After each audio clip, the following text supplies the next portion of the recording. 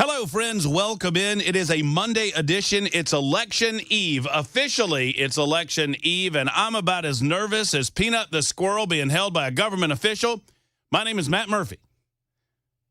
I've been waiting all weekend to tell that joke. And this is Super Talk 99.7 WTN. It is D-1. Decision day comes tomorrow. Actually, it culminates. It does not come. It culminates tomorrow as we have headed to the polls, or we head to the polls to make a determination as to what we want our government, our public servants, to look like. And obviously, the most attention is in Washington, D.C., the presidential contest to be decided. Will it be Donald Trump has 45 and 47, or, God forbid, will we have that woman in the White House for at least the foreseeable future, starting in January? We'll find out together, and we'll discuss it. We'll break it down. It is locked for Trump Day 247. For those of you watching on the television side of things, I'll talk about that in just a moment. 247 days I've been growing out my hair in anticipation of a new president-elect, and we'll have one at some point. Maybe not decided tomorrow night, maybe not decided Wednesday, maybe not decided this week. I'm on record as saying I think it will be decided sooner rather than later. I do not think we'll have a repeat of some of the nonsense happening in 2020. Not the shenanigan nonsense, more like the how long does it take you to count votes nonsense. But we shall see all together as we gather together to watch the results coming in at the Wilson County Fairgrounds at the James A. Ward Ag Center. I think his middle name's A. In fact, I don't know. It's James Ward Ag Center in Wilson County at the fairgrounds there, the big Tennessee room, they call it. It's a huge room, and unlike our morning man, Dan Mandis, in Nashville's Morning News, I am confident that you folks are going to fill it. Dan was saying this morning that he's very nervous about the number of people that he believes will show up tomorrow night. Then he immediately proclaimed, but that's not my job anymore. And I thought to myself, you're the morning radio host of this station. It is most certainly your job, isn't it? The place, he could be sitting there with the place packed to the gills, and he would say, I don't know if this is going to work. I don't know. I'm nervous about this. Every event that I've ever been, I mean, I know that I'm relatively new. I'm not the new guy. That's hand now. Yeah. But I'm relatively new to the state and the station. But every event that I've ever been associated with, the listeners of this radio station are incredible. Y'all show up. Y'all show out. I love every single one of you. It is a family atmosphere unlike any other radio station in the United States of America, in my opinion. And I think every single one of those events, Dan goes, I'm nervous. I know. I don't think it's going to. I don't know. It's not my responsibility anymore. He was quick to note that. It's like, well, but you are the morning show. You're kind of one of the guys that promotes it, right? Yeah, you're sort of the engine of the station. Well, and besides that, half the people there are there for one singular reason. Our declaration how many months ago that every single person that comes to the Tennessee building at the Wilson County Fairgrounds gets a hug from Dan Mandis. Yes, absolutely. Initiated by Dan Mandis. And that was a tough negotiation, but we got it done. It happened, and it's over. And Dan has since denied it, but we've got it, and it's happening, and Dan will hug every single one of you. Just come up and ask him. I checked with the promotions department, and they have a signature on paper, so it's a contract. Well, there you have it. I mean, so Dan is fully in. He will deny it. He'll say no, but you get out there, and he'll do that thing, guys, and y'all know the type. Let me just go ahead and say this, as I digress. Squirrel. Peanut. Dan's one of those guys that he really wants to hug you, but he's really shy about it, and so he acts like he doesn't. Mm-hmm. You know the type. Yeah. Oh, her mouth says no, but her eye says she wants that kiss. It's that kind of thing. You got to be careful with it, but I'm here to tell you. Dan Mandis wants those hugs tomorrow night. He wants the hug. He just doesn't want to have to be the one to initiate it. That's right. So just go on in there, and then when you get in there, he'll get in there, and then it'll all be good. So doors officially start, or the show, I should say, officially starts at 5. However, Brian Wilson's show will crank up at 3 o'clock tomorrow afternoon, as you might expect with the drive. The normal drive will go on until all of us gather together, and I don't know what time that's going to be, 6 o'clock or whenever Brian tells us he's ready for us. And then we'll all get together. An election night watch party happens from there until the cows wake up in the morning. So Ken Weaver will be back at home base in the news closet, making sure that we have all the numbers that we need to know to digest what's going on in the world and in the Senate races and the House races and obviously in the presidential race. Our own Jay Harper is going to be over in Cool Springs or Franklin area. I don't know precisely where. There is a watch party event that is closed to the general public, but Jay will be a part of it with Senator Marsha Blackburn and some other political figures. They will be stationed there watching the returns, and Jay will be reporting back with a variety of guest interviews in that regard. We'll all be in Wilson County and would love to see you there. Hail, hail, the team's all there. Chris Hand, Matt Murphy, Brian Wilson, Dan Mandis, etc. Bell K will not be in attendance because he has made his obligatory.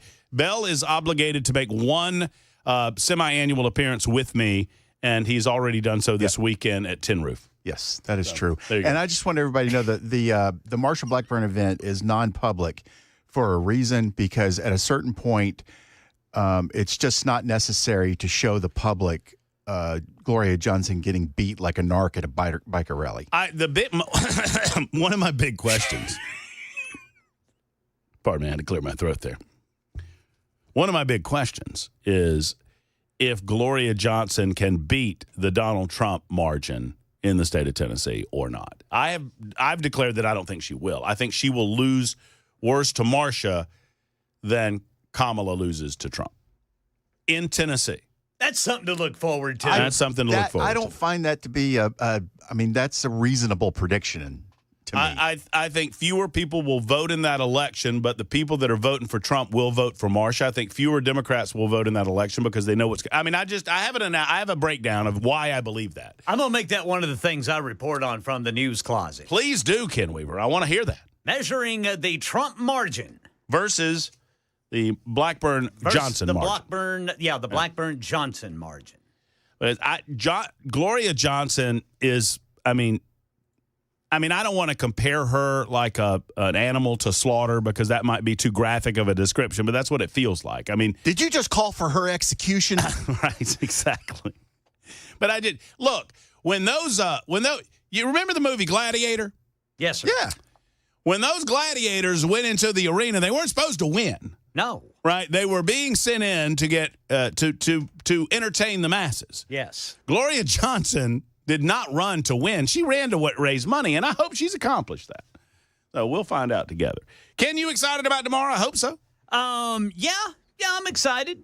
I'm ready to get it over with. Yeah. It's going to be a long day. Yeah. But then again, I don't know what I'm complaining about. It's not like I'm doing hard physical labor. That's true. I'll just be sitting here in the anchor booth, and I've got this lovely bag of goodies that your lovely wife made. I'm telling you, one of the items, like you, I have not looked in the bag, but I can tell that one of the items is quite decadent, just from its texture and its feel. It is a little heavy, and it feels soft. And I'm thinking that's going to be some cake. Belle, would you mark that, please? Yes. It's a little heavy, and it feels soft. I want you to just isolate that. Pull it aside. Just in case Weaver and I ever in case the Sooners and the Bulldogs ever face off. Just want that. That will happen. I will take care of that. Ken, all these years of radio, and you didn't know not to step in it right there. Oh, no. It has a little bit of weight to it. Feels like it might be moist. But back to the food.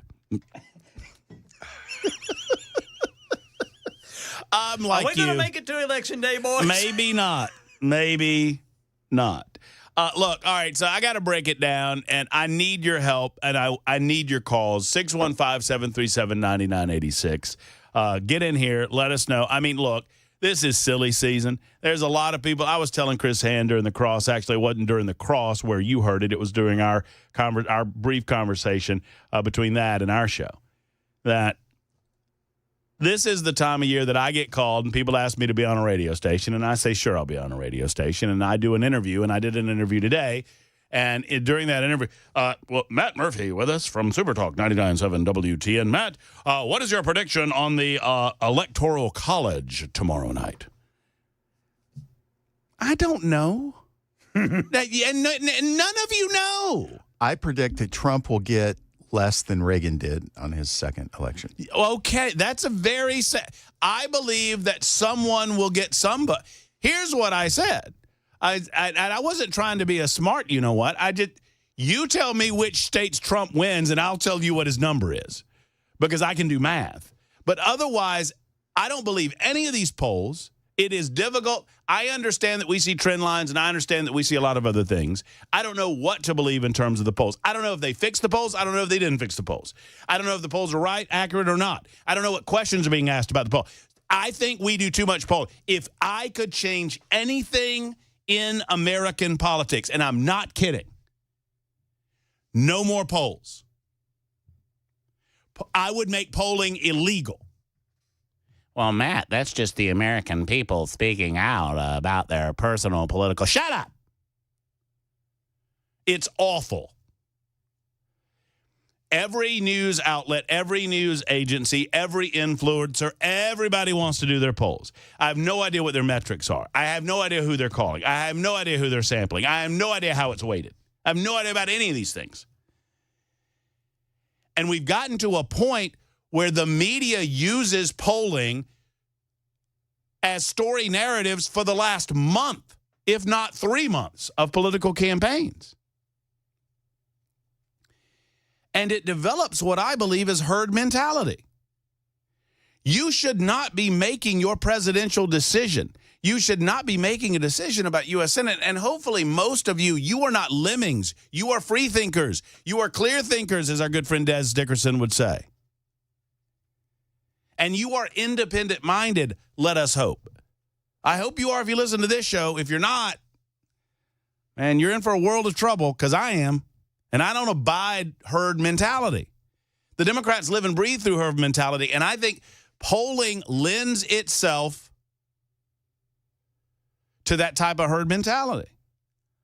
Oh, well, the country is It looks like they're saying that the polling is really leaning toward Kamala, so I guess I want to vote for a winner. What? Collectivism is a hell of a drug. Tell me what good comes from polling. Tell me.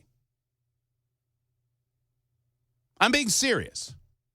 Tell me what benefit you get from polling. It tells me who to vote for. Exactly right, Bell.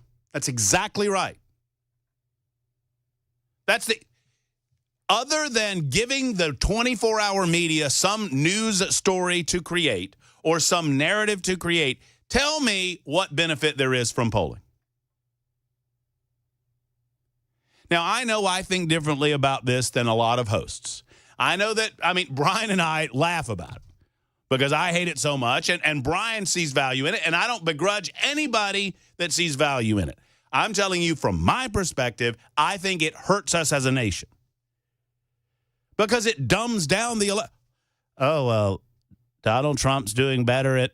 I don't even think people make a conscious decision to do it. I think it affects them psychologically. I just don't understand, outside of giving the media something to talk about, how it benefits us. You know what they don't talk about when they talk about polling?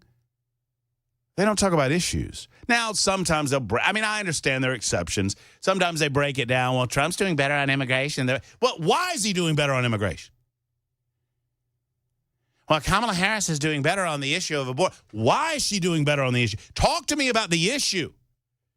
And why are the American people leaning her way over his way? And what are the dramatic differences in the policy positions?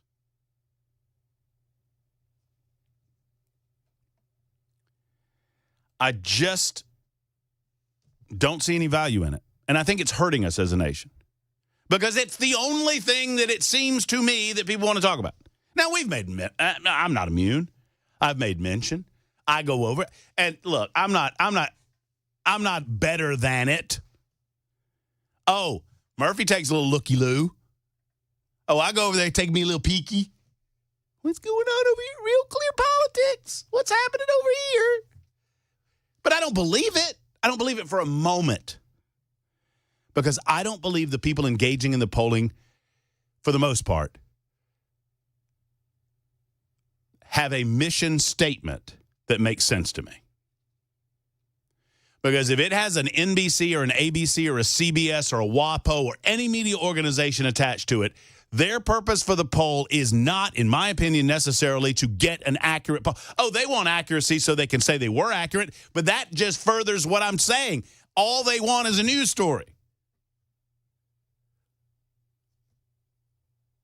And most of the media outlets that want a news story want Kamala Harris to win. So what does that tell you about the poll? Nothing good comes from this amount of polling. Except and I've seen it, they tried to do it when she became the nominee, and they couldn't help themselves, and they could not help the fact that Donald Trump had surge and that she had nothing behind her. But over the last week, they have noticed that she's about to get her butt kicked, and they have gone into high gear to try to change people's opinions and to motivate them to the polls, which is also not the job of the media. It is not my job to motivate you to go and vote. If you need some blabbermouth, loudmouth on the radio to convince you to go to vote, may I suggest to you that you're not doing this right? May I suggest to you that that motivation has to come from within regarding you and your family and how to better your life and how to get government out of the way to help you better your life. I'm on a rant. I'm on a roll, and I know I am. I'd love to hear from you. Libertarian Lunchtime Hour in progress, 615-737-9986. I didn't even get half the pleasantries out of the way before I started ranting and raving. That, ladies and germs, if you're new to the show, was called Matt's Rant Pants. And I put them on every once in a while, and I run off. And yes, I sound a little like Mark Levin when I do, which is what I'm being accused of. You dope. On the super. Yeah, what? Get out of here, you dope. From the great Super Talk 99.7 WTN, go! What are you, a liberal? Trying to piss me off? I wonder how Mark reacted to the notice that we got that we couldn't have a presidential or vice presidential candidate on the day of the election. Do you see that? Did you see that memo? We got that memo. Yeah. And that's okay. There's nothing wrong with that.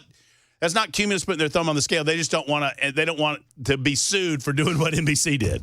Yeah, that's their goal. Because at that point, the time frame is so narrow, it's almost impossible to make everybody happy. We got a memo saying that none of our shows could have a presidential or vice presidential candidate of any kind on the radio the day of the election. And the purpose is to not violate the equal time provisions that NBC just NBC just looked at the FCC. I'm going to do this for Super Talk on TV. So if you're not watching on TV, go back and watch it. You know what NBC just did to the federal election? They do it. Boop. Oh, yes, equal time, bingo. That's what they did. We'll talk about that next. And we'll give you the title of the show today. But I can't do it now because it's 24 after the hour on Super Talk.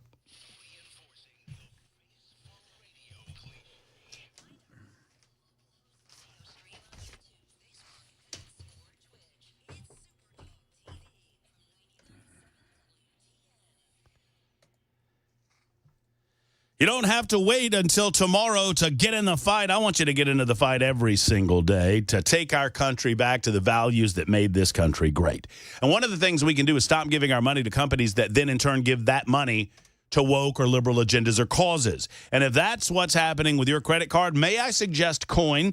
Coin is the conservative credit card. We, instead of funneling millions of dollars to the left like other cards, Coin advances conservative values and gives to conservative charity. Find out more about Coin online on your own, and you'll find what I did, that you can earn cash back while fighting back. Go to coin.com. That's COIGN.com.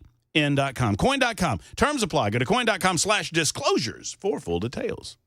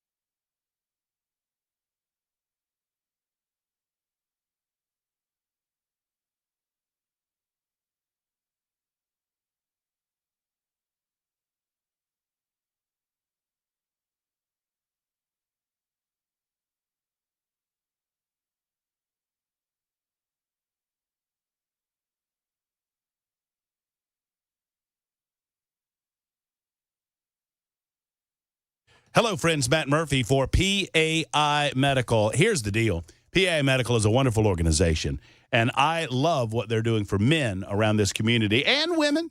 But mostly you guys, I want to talk to you for a moment, because if you've lost your hair or if you feel like you might be losing your hair, did you know?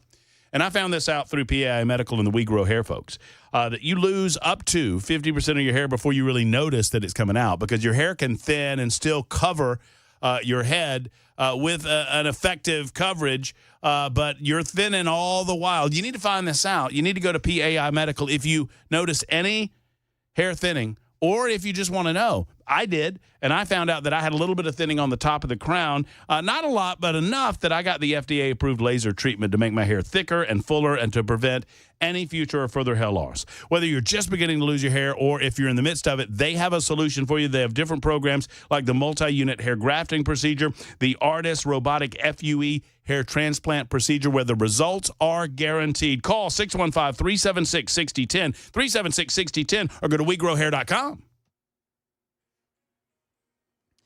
Former President Trump announces who he will call first if he takes back the White House. I've got that for you at 12:30 on Super Talk 99.7 WTN. Gonna call Kamala. Be like, ha, ha, ha, ha, ha, ha. Maybe not. My Mark Levin impersonation is better than my Donald Trump's. So in a moment, we're going to break down where I'm at on it and get your thoughts on where you are on everything happening up until Election Day. It's all gut at this point. It's all feel.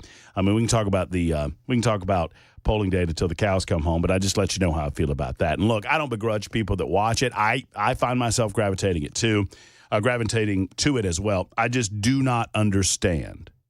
I do not understand what the purpose is. And I mean that sincerely. And I would love for somebody to tell me what the purpose is. It is a little heavy, and it feels soft. You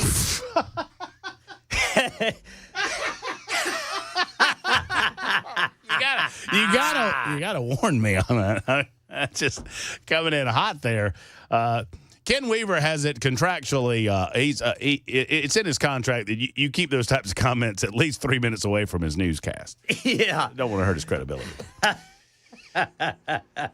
Well, I was only being truthful. Well, it's exactly. Oh, that's true. I wasn't lying. I just want to bet. I got through 30 minutes of the show without mentioning the Georgia Bulldogs once, I think. Didn't I? Did I? Yes, you did a very good job. I don't recall it, Brother Murphy. Well, I think I just want to bet. But you know what? What?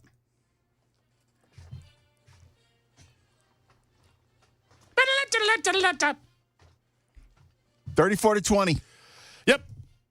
Yeah, we'll take it. We'll take the victory. I don't care that we're playing the third string quarterback. I don't care that our quarterback threw it to them as much as us. We won. It's time for the news on Super Talk 99.7 WTN.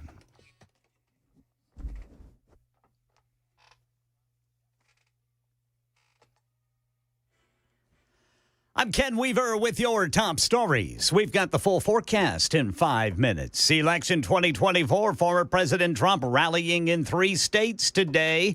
In North Carolina this morning, he promised tariffs of 25 to 75% on Mexican goods unless illegal immigration stops. One of the first calls I'm going to make is to Mexico.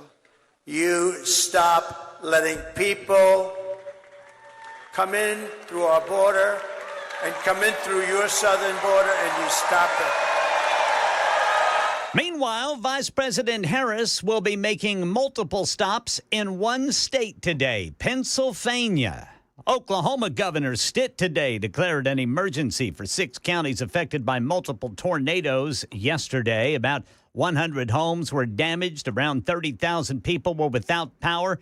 And at a press conference yesterday, the Oklahoma Emergency Management Director, Annie Mack Vest, said damage was widespread. The damage on the residential structures is significant in areas. We've been working with the National Weather Service to understand the reports, and you are seeing in this area specifically EF3 damage. There is EF1 damage down in Newcastle, EF2 damage in Harris, so it's pretty significant for the event that we did have. And they've still got significant weather in Oklahoma right now. There is severe thunderstorm warnings in effect around Tulsa. That's the latest news. Weather's next. I'm Ken Weaver, WTN News.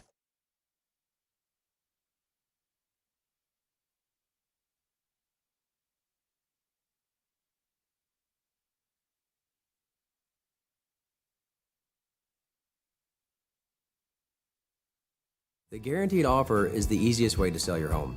It's really simple. We bring you an all-cash offer. You close in as little as 21 days. No home inspections, no lockboxes, no open houses. Go to markspain.com to get a guaranteed offer and start packing.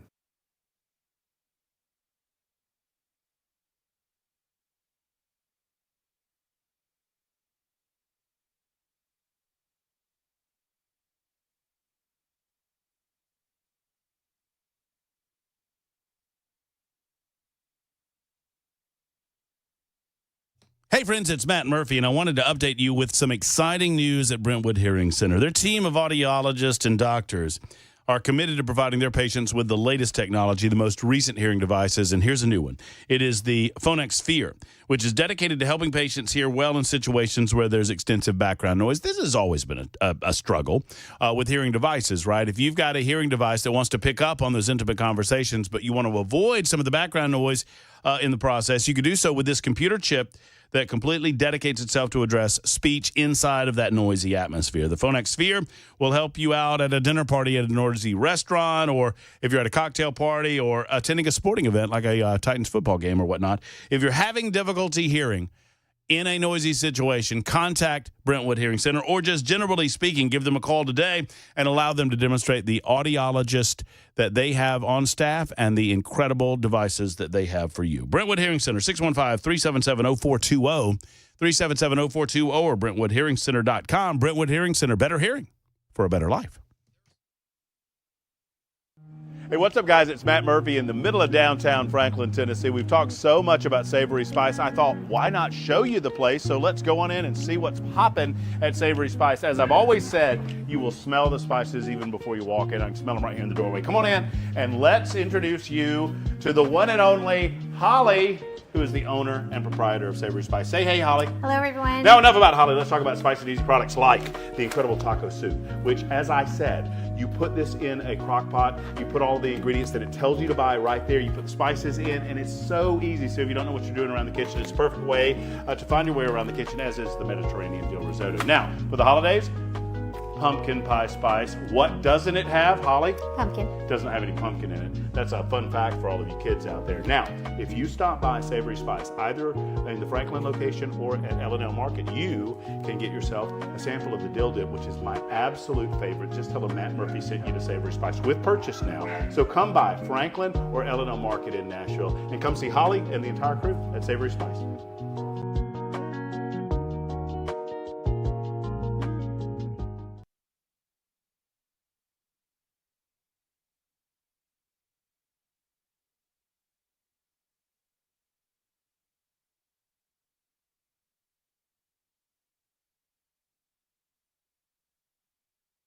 Hello, friends. Matt Murphy. USS stands for United Structural Systems. USS understands that when it comes to larger home repairs, you need a name that you can trust, and they've been that name for over 30 years now. Since 1994, USS has assisted customers with foundation and waterproofing issues. They've also assisted with concrete leveling. Let me tell you something, friends. If you have issues with your foundation or your waterproofing in the basement or crawl space of your home, if you don't know it now, you will. You'll begin noticing some of the signs, which are all listed there on their website at USS. USS is the place that homeowners trust. Over 25,000 residential customers in the last 30 years. That's a lot of customers. That's a lot of testimonials. That's a lot of trust in USS. Trust that they will fix your problem. Never try to upsell you on anything you don't need. USSTN.com, 615-488-7855, 488-7855.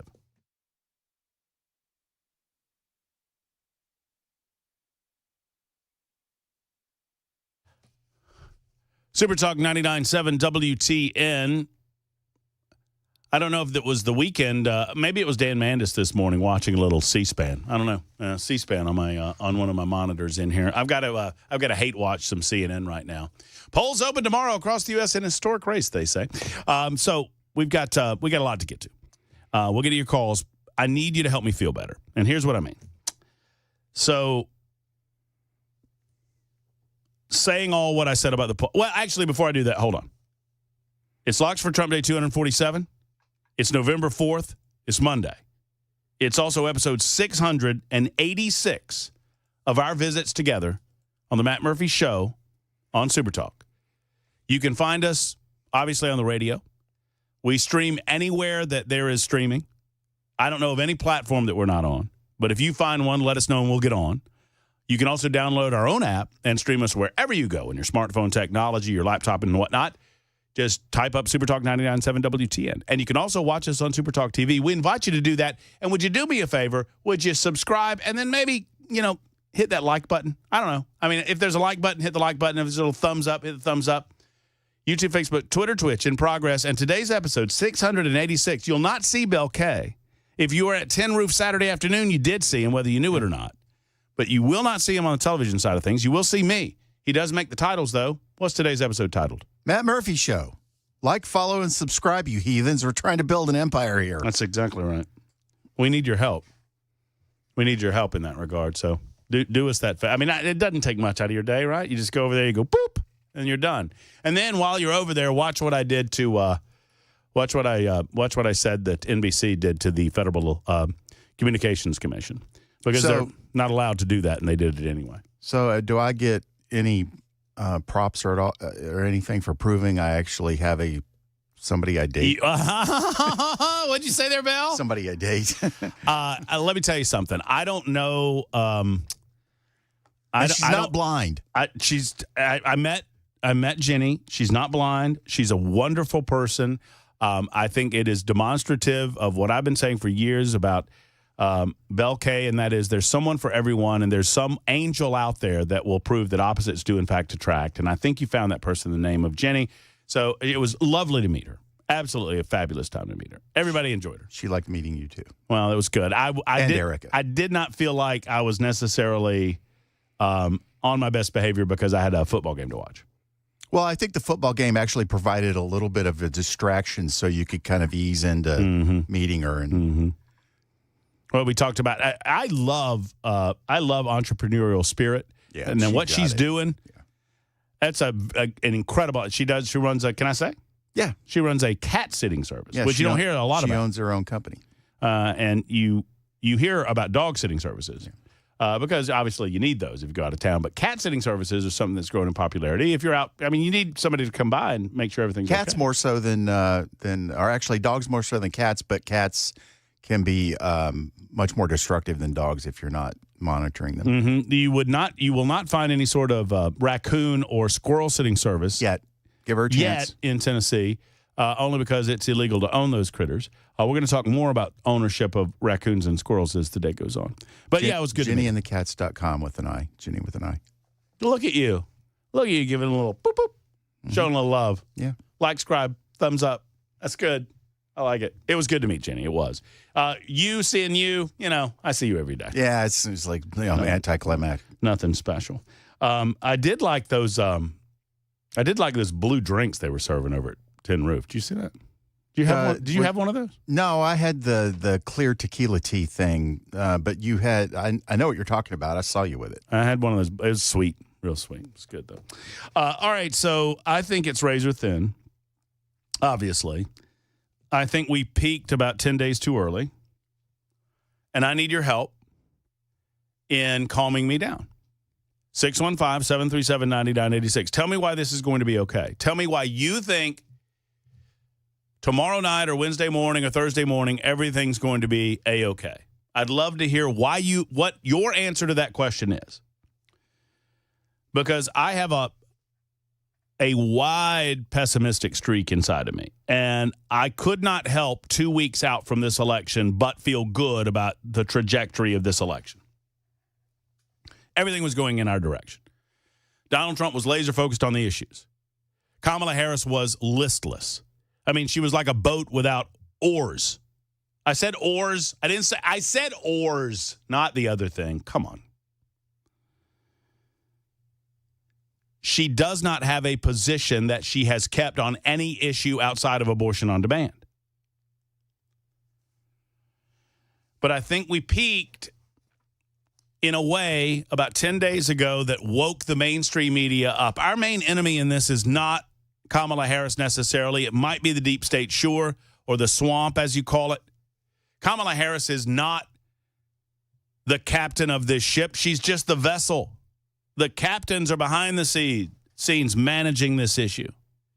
And they know, And they knew about 10 days ago. They were cocksure about 10 days ago that there was no way that if they depended on her that she was going to salvage this. And I believe they have decided to try to salvage it on their own, utilizing the mainstream media, utilizing the amount of money that they have behind them that they have collected to lie about the political past of Donald Trump and what the political future, if Donald Trump would be president, would hold.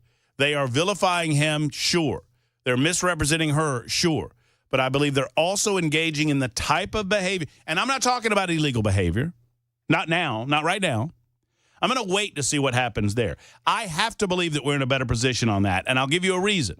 Because we don't have Ronna McDaniel running the RNC. We have Laura Trump running the RNC, which gives me hope that she has the lawyers available, that she has the people in place in the places that matter, in Milwaukee, in Philadelphia, in Atlanta, Georgia, in Phoenix, Arizona, ready, willing, and able to call foul if anything weird goes on in those polling places, in those counting places. But I think the Democrat machine is out in force, and they're harvesting ballots. Now, when I say harvesting ballots, that's not an illegal activity, as long as you don't tell anybody how to vote. But they have to turn areas that are normally 30% return into those areas that are 60%. That's how they won last time. As much as we don't want to talk about stealing, as much as we want to talk about shenanigans, and there was plenty of that going on. The way that Democrats won last time, they got out in Philly and in Pittsburgh and in Atlanta, Georgia, and in Milwaukee and Detroit.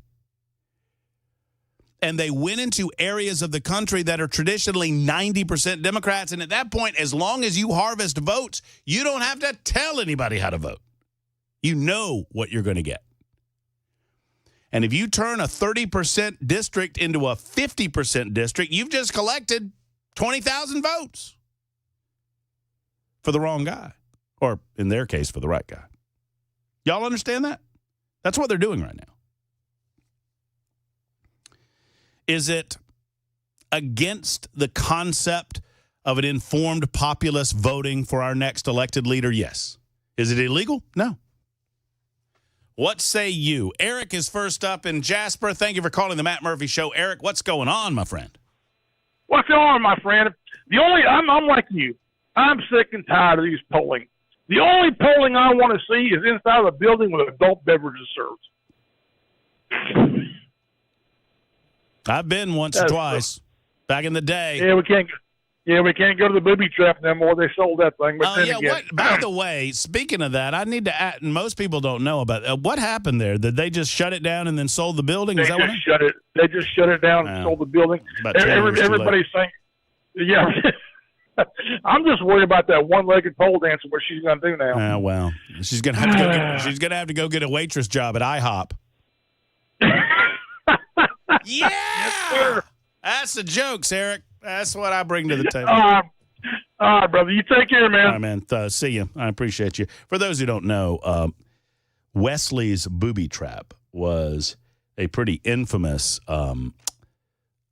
female review establishment in Jasper, Alabama. It was out in the middle of nowhere, and it was known for having little 2x4 blocks chained to the tables, and the patrons would show their appreciation for the dancer on stage by clapping those blocks together.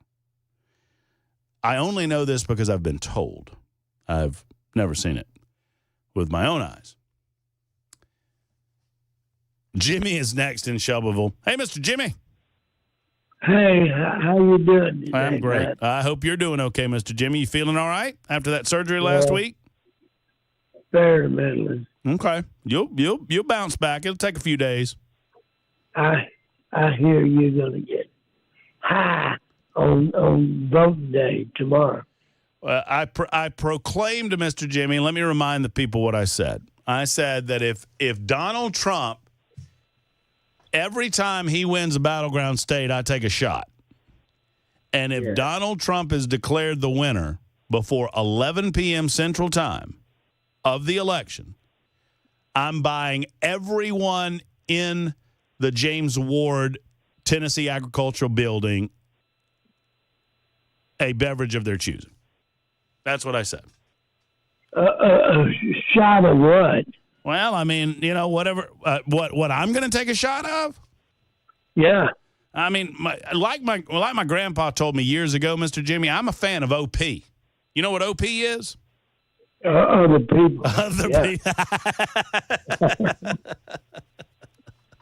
I'm an old Jack Daniels man myself. Well, I've been come 18th of November. We'll make my 41st AA birthday. Well, good for you, Mr. Jimmy. Good for you. And no, I don't drink like I used to, but I'd still rather have a bottle in front of me than a frontal lobotomy. Oh yeah. Well, I used to start off with a 6-pack, and after a couple of 6-packs, I got tired of pee-peeing, so then I'd go get me a half a gallon of vodka. That's the way to do it. That's the way. I'm going to try that tomorrow night, Mr. Jimmy, see what happens. The first time I got stopped was up in Oregon. I was leaving a place, and the cops stopped me there in Oregon in the Central Valley. And let's see, I went before this judge, and they gave me a alcoholic test, and I showed a 1.9, and so about 3 weeks later they caught me again.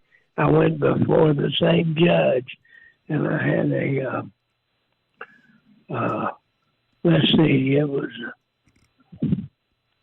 3.9 the first time. And then the second time was a 4.9. He said I should have died. Holy moly. Yeah. So then they put a ankle monitoring on me and gave me a parole officer that came by and checked on me every day. This was in Albany, Oregon. That'll you know what that'll do for you, Mr. Jimmy? That'll convince you that maybe it might be time to put the bottle down for a little bit. Well, yeah. You know what I mean? Hey, listen, I love that you called. Keep up with me. I got to get to as many as I can. I appreciate your call, Mr. Jimmy, and keep feeling better over there, okay? Okay. All right. We appreciate you. Take care. There's Mr. Jimmy's calling in, checking in with us. He had a pacemaker replacement surgery, for those who had not heard last week. It's 51 after the hour. Delana says that we might be peaking early. Jesse says it's not going to be okay. Zane says it's going to be okay.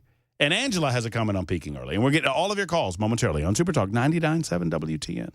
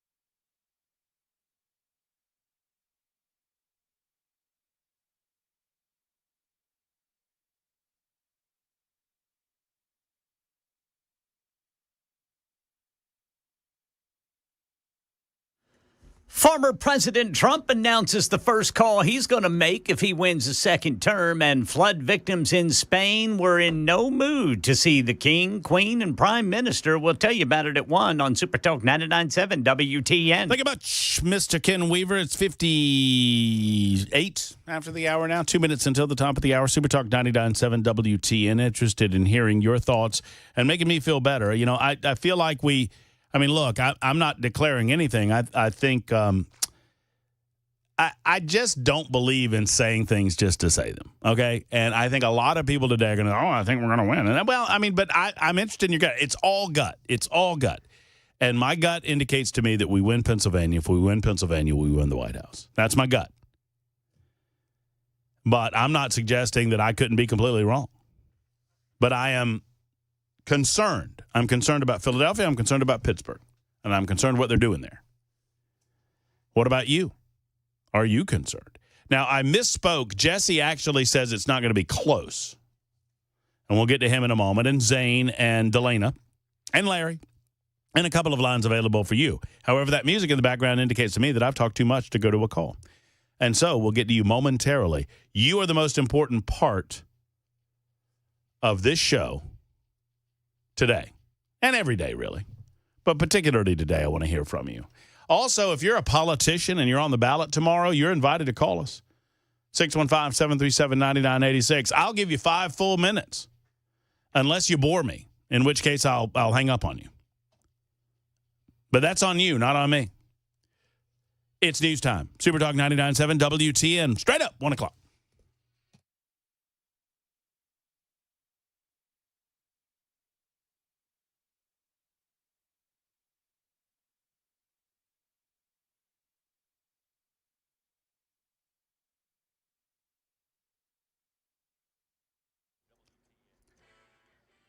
One o'clock on the dot. I'm Ken Weaver with your top stories. Got the full forecast in 5 minutes. And right now, election 2024 coverage. Mr. Brian Clark. The closing arguments on election eve, first from former President Trump in North Carolina. One of the first calls I'm going to make is to Mexico. You stop letting people come in through our border and come in through your southern border, and you stop it. In Wisconsin, Democratic vice presidential candidate Tim Walz said the election is about freedom. Freedom means a lot of things. That freedom to retire with dignity, freedom to make your own decisions, and freedom to send your children to school without worrying they'll be shot dead in their schools. That's a big thing. Vice President Kamala Harris focusing on Pennsylvania. She has 5 stops planned there today. Trump has 2 in Pennsylvania. He'll conclude in Grand Rapids, Michigan. More than 78 million Americans have already voted, and it will take time to count those ballots. It's expected to be a relatively fast count in Georgia and North Carolina. Some of the biggest Pennsylvania counties say they will handle things faster than last time, but it's very likely to take at least into Wednesday. Nevada and Arizona, meanwhile, they're probably not going to have final votes by the end of the week, and that's not a sign of anything being off, according to officials. They say it's to be expected, especially if the margins in any of these places are really tight. After about 7 weeks on strike, Boeing workers voting today on a new offer from the company. Here's Alex Stone. It's an offer that would give Boeing striking workers a 38% pay raise and a $12,000 bonus once they approve it, but it's missing one component the workers have said is a must: the return of their pensions, which went away 10 years ago.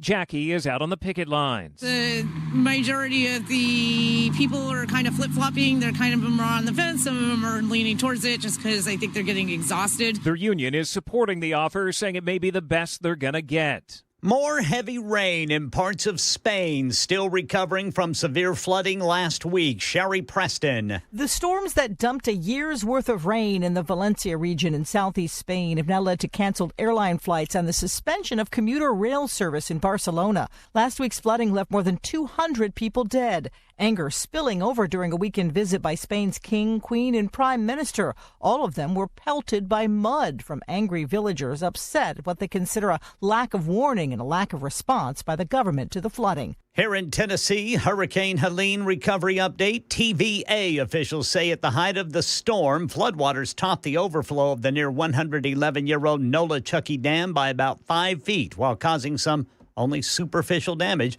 Now they're in an assess and shore up mode as they mold the dam's future. This dam's never been overtopped before, so it really triggers, let's look at some additional investigations just to make sure everything is where it needs to be. And so you'll see that over the next 6 to 9 months. You may see drill rigs out here punching holes in the dam or around the dam. We'll do some additional calculations. Things of that nature. He says work on the dam they did decades ago made it stronger. That's the latest news. Weather's next. I'm Ken Weaver, WTN News.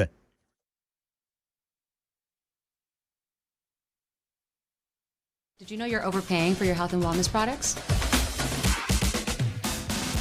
With over 20 company-owned brands offering its members vitamins, supplements, wellness, and skincare products, you're able to save up to 70% off retail. Members Nutrition can't change your life, but we can change the way you live.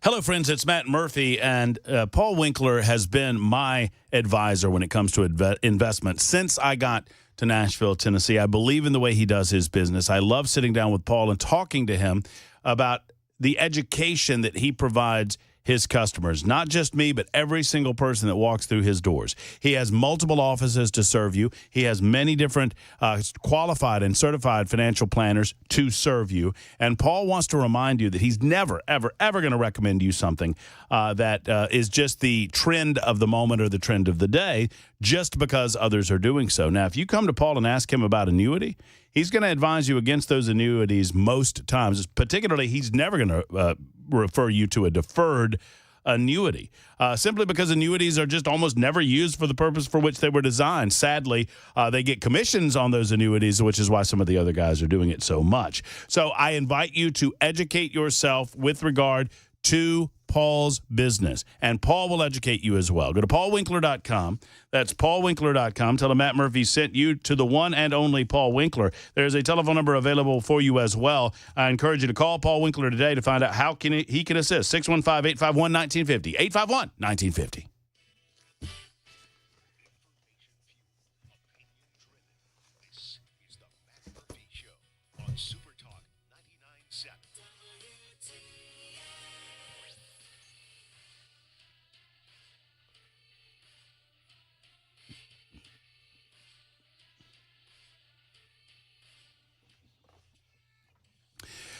It is the Matt Murphy Radio Show underway for another hour. Super Talk 99.7 WTN. Happy to have you involved. Thank you so much for being here.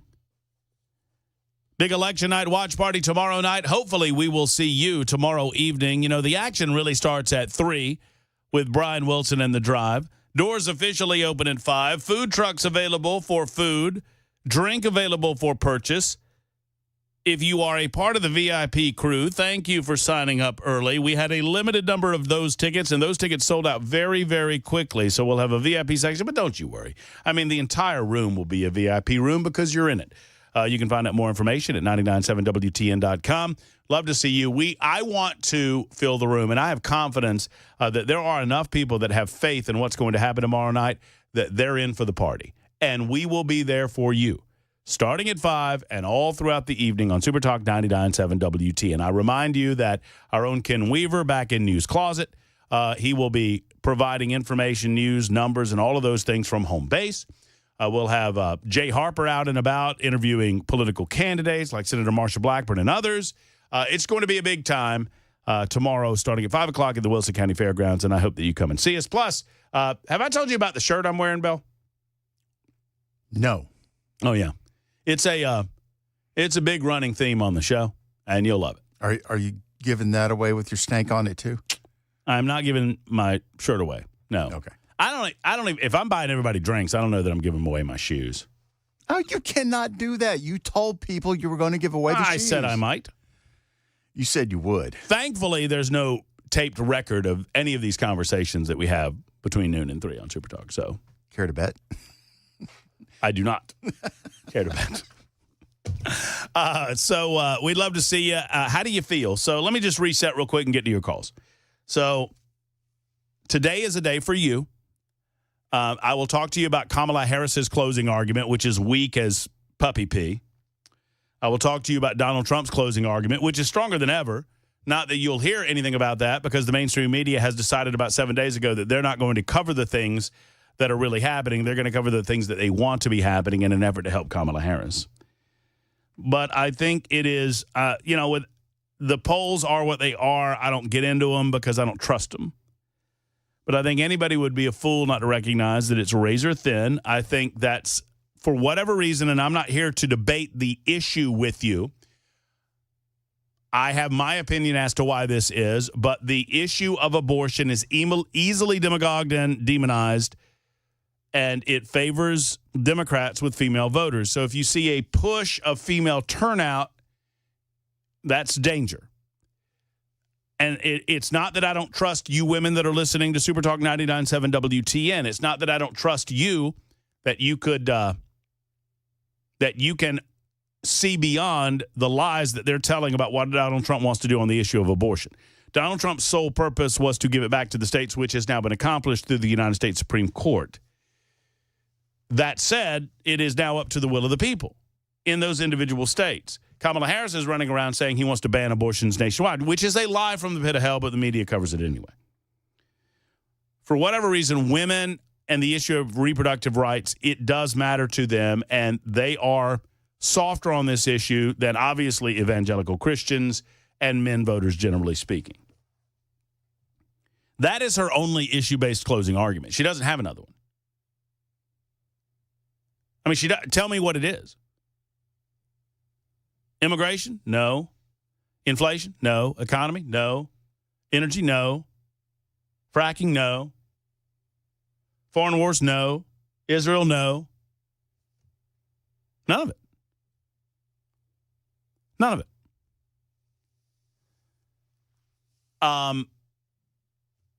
And so they run with the vilification of Donald Trump as a final closing argument. Although in the last couple of days, Kamala Harris has decided that she's not going to mention Trump by name because that'll get him. That'll get him. That'll show him. Donald Trump is stronger than ever. Have y'all stopped for a moment to think about how incredible that is? Even whatever happens tomorrow night, with everything they've done to him over the last 8 years, he's more popular than he's ever been. He's stronger than he's ever been. With everything they've done to him. That says a lot about the American people seeing beyond the lies and the subterfuge and the nonsense and getting down to the issues that truly matter to them. I promised I would, and I will. Jesse is next up. Jesse, what's your thought, man? How are you? Or ma'am. Doing well. Okay, well, guy. Yeah. What's going on, brother? I think Trump's going to win in a landslide. I don't think it's going to be even close. I have 3 key points of why I think that. So number one, back in 2016, Hillary was up 45.7% to 41% against Trump on the day before Election Day. It's now about a tie, and we saw what happened in 2016. So that's point number one. You said, the polls are always wrong. I have a reason why I think that is too, and I'm pretty sure it's because people feel that they're vilified.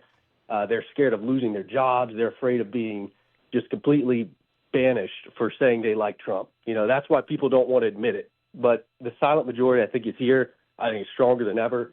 And then just a third bonus point, over half of people right now are saying that they feel worse off than they did 4 years ago. I mean, that's a pretty staggering statistic. And then just one more bonus point, actually. I think what's really important, too, is, I mean, Trump... That's a double, but by the way, Jesse, you're throwing out the double bonus. I like that. All right, give me the double bonus. Go. Yeah, Trump, that picture of him at the assassination attempt, I think that makes him an American folk hero, and I think people are out in droves voting for him. I think this year is going to be a red wave. That's all I got. Jesse, I love it. All right, one comment, and you can keep listening online. One comment on the on the polls. One thing that I have done over the last couple of weeks is I've looked at. I mean, I don't trust the individual polls, and so I don't trust them when they put them together and they collect. I mean, I don't see any purpose. And so if I step back for a moment and ask you, what are the purpose of these polls? What's the point of all of these polls? Tell me what they are. Tell me what the point is. I'm waiting to hear it. Tell me what benefit the voter gets out of those polls. Why in the hell would you sit around with your thumb up somewhere? Well, I'm going to vote, not going to vote. I don't know who I'm going to vote for. I don't know what I believe in. I don't understand. I don't understand the issues. And, oh, wait, this poll says that she's up. I'm going to vote for her. Why would you do that?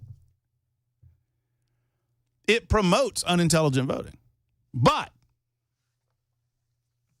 if we agree that the polls are wrong, or if we work off that premise, me and you, Jesse, what I would be willing to do and what I have been willing to do is look at 2016, 2020, and 2024, because Donald Trump ran in all three of those election cycles.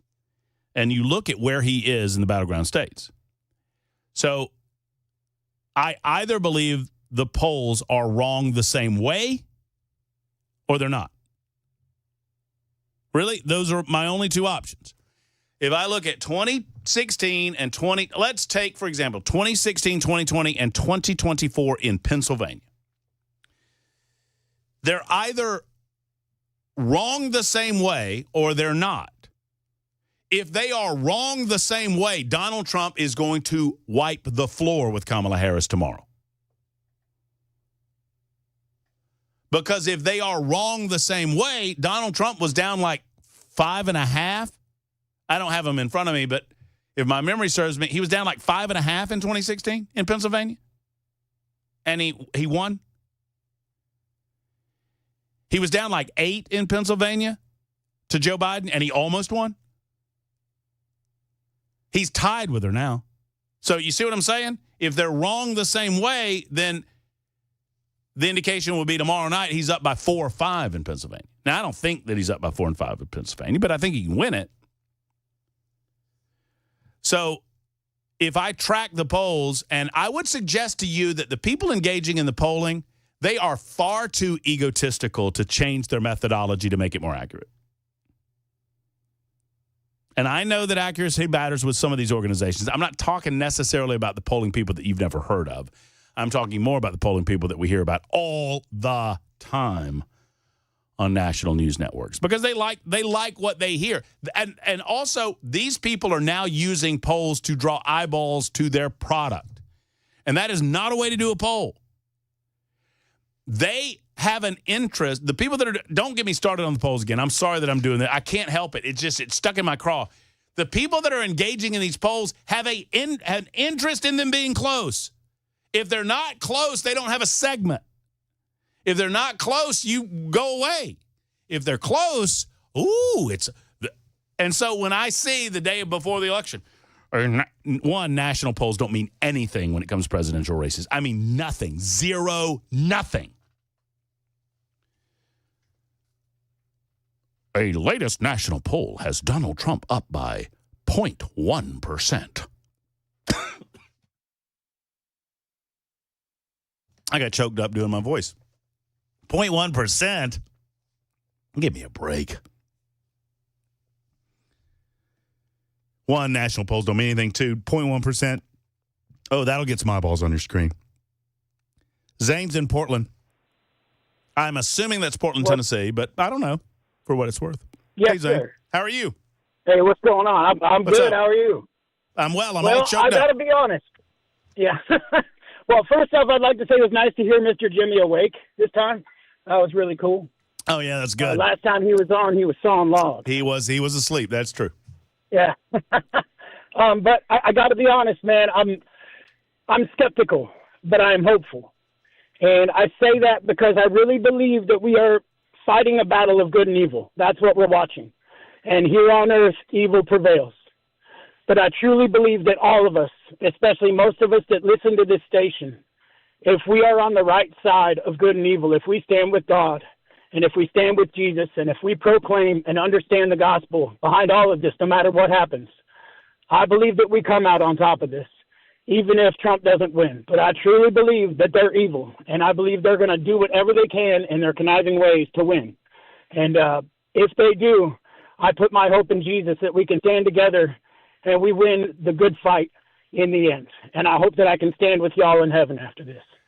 Well, God bless you, Zane. That's all I got to say. Well, thank you for the call, and it's well spoken. And I've got nothing that could add to the broader, more spiritual point that you make. That we ought to remind ourselves that everything that happens on this earth is temporary for all of us. I'm reminded of, I think about the line often. One of my favorite movies of all time is Unforgiven, starring Clint Eastwood, Gene Hackman, Morgan Freeman, and one of my favorite lines in one of my favorite movies, we all got it coming, kid. Now, where are you going to be when you got it coming? So that is a good reminder. But here on earth, we want to try our dead level best to see good prevail over evil, although we're at a deficit right now. So I appreciate what you say, and I appreciate you making the call. Let's see. I believe, Larry, it is your turn in Clarksville. Hey, Larry, what's up? How you doing, brother? Man, I'm great. How are you doing? Man, I was able to early vote a week ago Friday, then had to be life flighted to Vanderbilt and have 3 emergency surgeries and damn near died 3 times. But I was able to tune in to WTN and watch and listen while in the CCU on my phone. But beside the point, I just want to say salute to Mr. Jimmy. I love it when he calls in. I hope to one day be able to shake his hand and have that honor.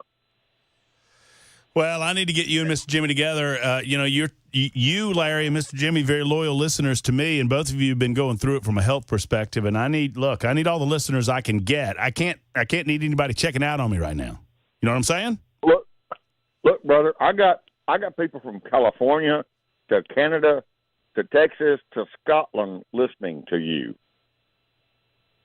Well, I appreciate the help, and I need you to continue that. So what I hear you saying is you're not going to be at the election night watch party tomorrow night. That's what I hear you saying, brother. That is going to be a 2.5-hour drive each way for me. I just can't.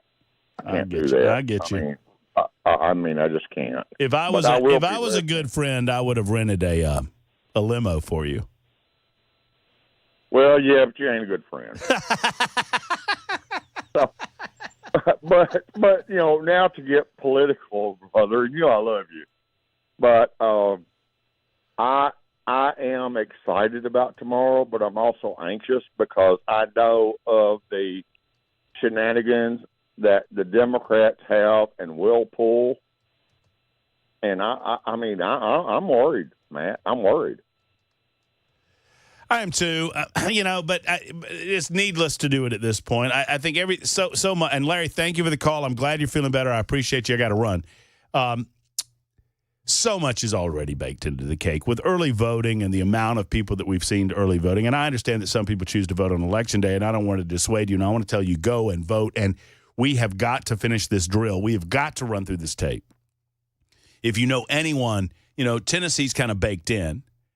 And I believe the votes are baked in at this late stage to a large degree. But when we're talking margins of potentially 10,000 votes in some of these states, that's what we're talking about.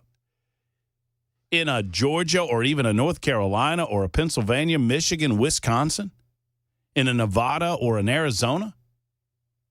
In these states, you'll see in total, I've predicted, Georgia, Penn, Michigan, Wisconsin, Arizona, and Nevada. 6 states. I'm not going to include North Carolina, although I probably could. you're probably talking about somewhere in the neighborhood of 250 to 300,000 votes total, determining all of those states. That is possible tomorrow. So why in the world would we not finish the drill? Why would we not run through the tape as fast as possible? Don't look back. Somebody might be catching up with us. That's what Satchel Paige said. 23 after the hour. It's the Matt Murphy Show. More of your calls on the way on Super Talk 99.7 WTN.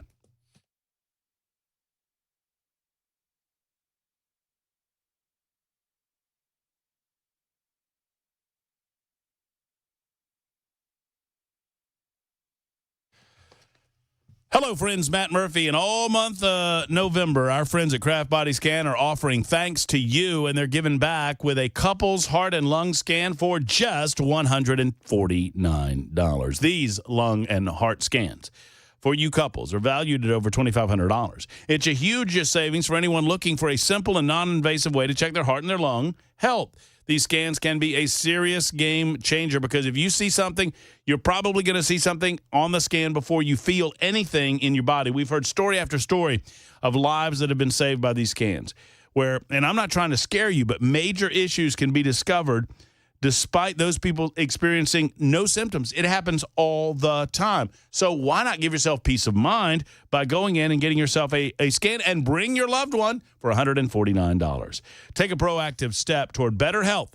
Book your couple's heart and lung scan today at togetherwescan.com. That's togetherwescan.com or call 615-436-1000.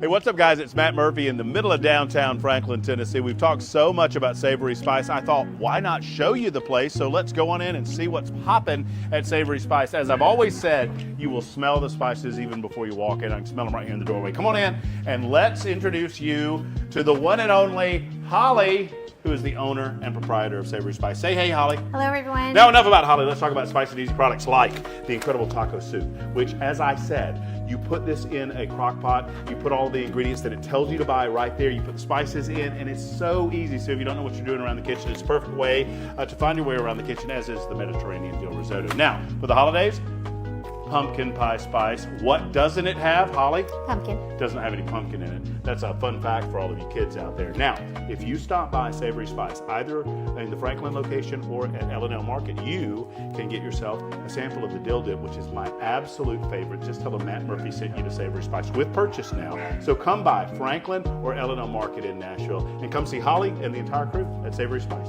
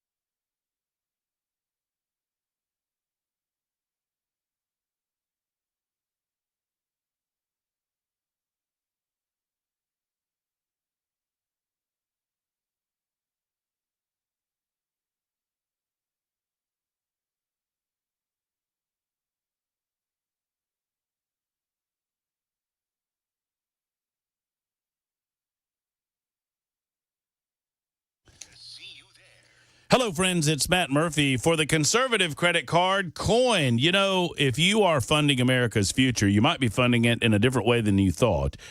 Maybe not the future that you want for yourself and your children. I'm talking about these companies that give to liberal causes, these companies that, have a lot of woke in your wallet. Let's get that out of there. Let's get with the conservative credit card. That is Coin.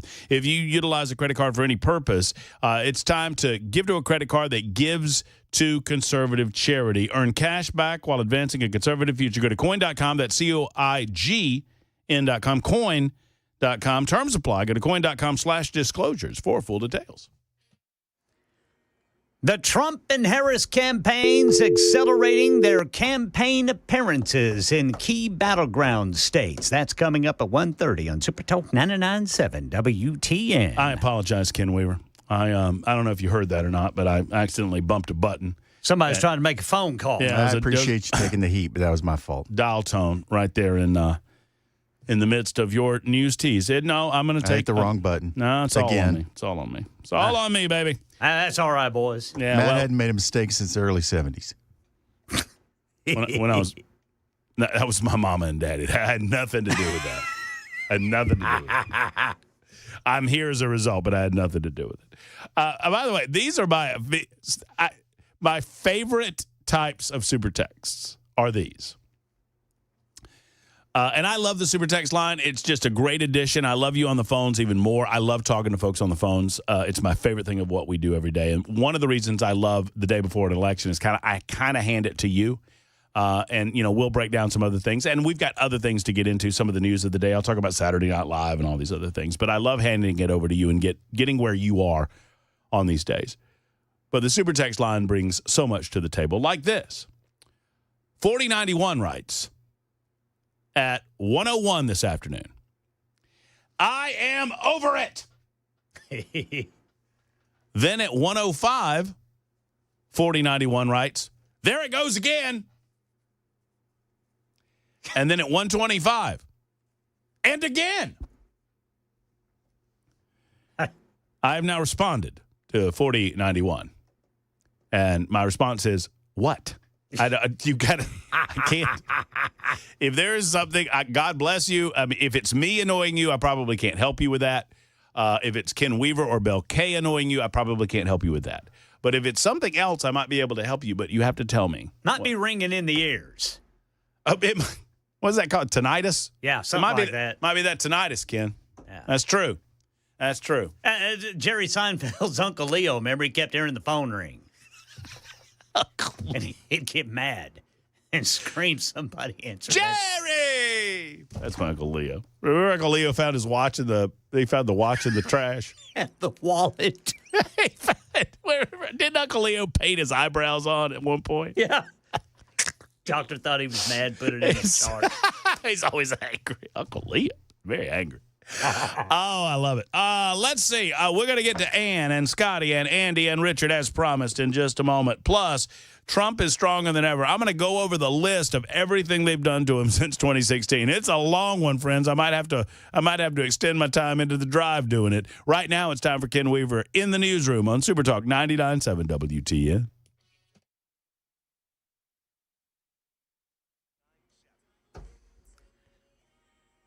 .1:30 on the dot. I'm Ken Weaver with your top stories. Got the full forecast coming up in 5 minutes. And Election Day is tomorrow. Both the Trump and Harris campaigns accelerating their appearances in key battleground states. Here's former President Trump earlier today in Raleigh, North Carolina. Oh, well, I didn't push the right button. Let's try this again. I want you to be able to hear all of it. Tell everybody to sit back, relax.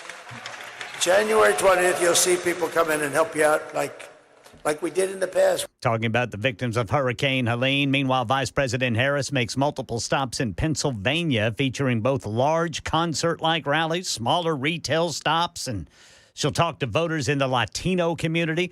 33,000 Boeing workers who are out on strike are voting today on a new offer from Boeing that would end that strike if approved, but it's not certain workers will approve it, says Alex Stone. They've come a long way holding out on strike. Boeing's newest offer being voted on today would give the workers a 38% pay raise. By the end of the deal, the average machinist would be making almost $120,000 a year, plus they would get a $12,000 ratification bonus.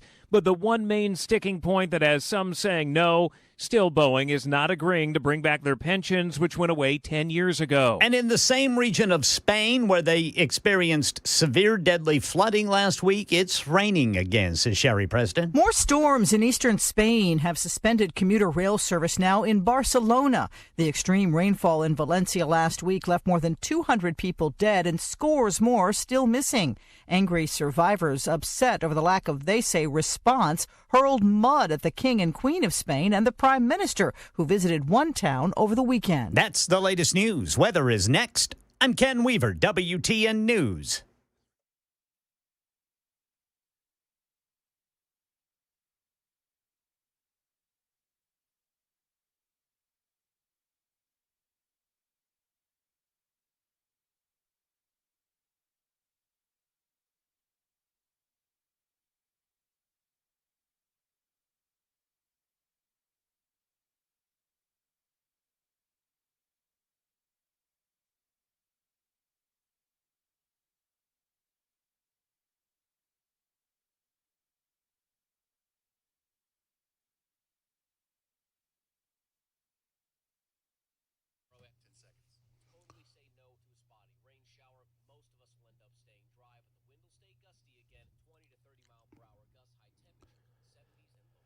Fellas, if you feel, I should say, run down, or if you've noticed a lack of energy or motivation in your daily life, this can manifest itself in any number of ways, and you can offer a number of excuses as to why this is happening. But do you truly know? Right? You can say, well, I'm not getting enough sleep at night, or perhaps it's just that time, Matt. I'm, 45, 50 years old. You lose a step or two. Well, you don't have to lose a step or two, and it might not be your sleep. Do you know? Let's get to the qualified urologist at Tennessee Men's Clinic, and let's find out. Through your initial consultation, they'll take a little blood work, and they'll get to the bottom of what's going on in your world. And maybe it's a T-level issue, and if it is easily remediable at the Tennessee Men's Clinic. Now, this could be manifesting itself as a lack of activity in the bedroom or in a setting of an intimate nature with your partner. And if that's the case, you don't have to live like that. You can solve this issue. Let's get in front of it, men, with the Tennessee Men's Clinic. Go to TennesseeMen'sClinic.com. That's TennesseeMen'sClinic.com, or call 615-208-9090. Locations in Midtown and in Franklin. Tennessee Men's Clinic. The guaranteed offer is the easiest way to sell your home. It's really simple. We bring you an all-cash offer. You close in as little as 21 days. No home inspections, no lockboxes, no open houses. Go to markspain.com to get a guaranteed offer and start packing.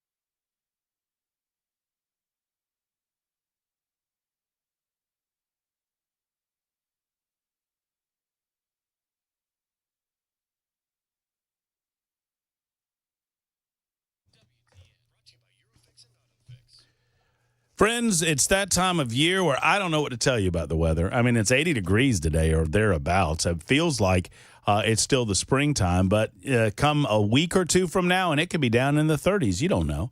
But I know this. You need to make sure that your heater is running properly, because the wintertime will come before you know it. Fall will get cool before you know it. And if you don't have an operational heater, or if it's not running to the specifications that it should be, you might have a problem. You might be spending more on your heating bills than you should, or you might have an untimely breakdown. If that's the case, Efficient Heating and Cooling is your company. Jeff Eddy and Efficient Heating and Cooling, they're a small company with big results. They're a small company with big service in mind, and I love what Jeff Eddy does with his team of technicians. He sends them out. He never charges you over $125 for a maintenance call, no matter how many units you might have, and oftentimes it's quite less than that. Plus, he's going to get maximum life out of the unit you have. But when it's time to replace, he's an Elite Pro partner with Rheem and can make the appropriate recommendation. Efficient Heating and Cooling. Call today at 615-784-4424, 784-4424, or efficienthvac.net.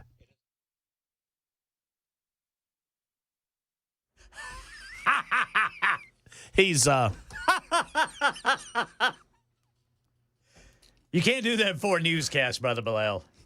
Yeah, it's true. You cannot do that. That's the However, rule. I will try to find a way to incorporate that term in a newscast. That's true. It's a little heavy and it feels soft. On Super Talk 99.7. It's like you're talking about me.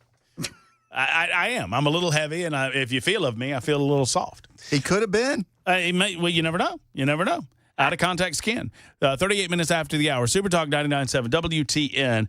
We'll get Trump is stronger than ever, and it's after all of it. And no matter what you say, he is statistically stronger than he's ever been with the American people, and it's a pretty incredible thing. We've got a thought or two about, Saturday Night Live. They knew exactly what they were doing. NBC knew exactly what they were doing. I don't believe for a second, and I know some have suggested, it was a last-minute decision. It shows how desperate Kamala Harris is. I think this decision was made weeks ago. I think they knew what they were doing. They thought that they could just put it on, and they did. They got away with it. They put it on Saturday Night Live. Now, if Saturday Night Live mattered, it might make a difference or two. I don't think any of this matters. It matters that the mainstream media sees that they can just exploit the law as written and they will not feel any repercussions over it. I mean, they might get a fine, but their answer to it, Kamala was on Saturday Night Live. Let's put Trump in a commercial on a NASCAR race, during a NASCAR race. Come on, man. And then, but they put him on Sunday Night Football too, so that makes it okay. What it illustrates to me, I don't think it moves the needle one way or the other, by the way. Not a bit. But what it does illustrate to me is the one unintended consequence of Donald Trump that's going to be a continuing narrative, whether he wins or loses. And listen close now. What Donald Trump has taught these individuals amongst the mainstream legacy media is simple. That they can show who they truly are and get away with it. And experience no dramatic repercussions as a result, at least short-term repercussions as a result. CNN has learned that it can be a garbage network full of garbage people spewing garbage. And they do it on the regular. They're not fair-minded. They never have been. There was a time when they tried to hide it. They don't try to hide it anymore. NBC doesn't try to hide it anymore. ABC doesn't try to hide it anymore. CBS, CNBC, Washington Post, New York Times, Boston Herald, LA Times, et cetera, et cetera, et cetera, et cetera, et cetera. They have learned that they can put their thumb on the scale in the open, and their fellow media networks will not call them out on it, not named Fox News or maybe News Nation or Newsmax. I'm telling you, it's something that we're going to have to deal with in the long term. And the only way to deal with it in a freedom-loving country is to turn them off. Because I do not believe in censoring them. But I believe in calling them what they have become, and that is state media. Let's talk to Miss Ann next in Brentwood. Hello, Miss Ann. How are you? Hey, I'm good. Good to finally get to talk to you. I'm glad you called. Thank you. Well, I've called a lot of times, and I hold as long as I can. I never I'm so sorry. I'm so sorry. It is nice to meet you. But let me tell you why I'm not polling and why I hope a lot of people are not polling. I don't want them to know how many people to cheat and lie about. That's why. So you wouldn't do a poll with somebody that called you. Have you ever had somebody try to poll you? Oh, I've had yes, and they're sending them every night now, and they're coming from certain candidates. And I need you. I need this. I'm not telling them because I don't want them to know how many lies to pull up to beat. See, if a whole bunch of us don't say we're voting for Trump, then they won't know. Maybe we'll have, who knows, how many people just wouldn't poll. Because you're right, we all work. We're kind of busy. 1 job, 2 jobs, sometimes 3 jobs. I don't have time to answer all their silly questions. Well, I agree with that analysis completely. It's one of the reasons, and you're illustrative of it, Miss Ann. It's one of the reasons that I think that it's a little bit flawed because as more and more people, particularly more and more conservative people, lose faith in mainstream media, they lose faith in doing these polls because they don't think that the polling is being done fairly. They don't think the polling is being done for the right reasons either. Oh, exactly. Yes. it's just for publicity and heads on fire, and you're right, just to make money.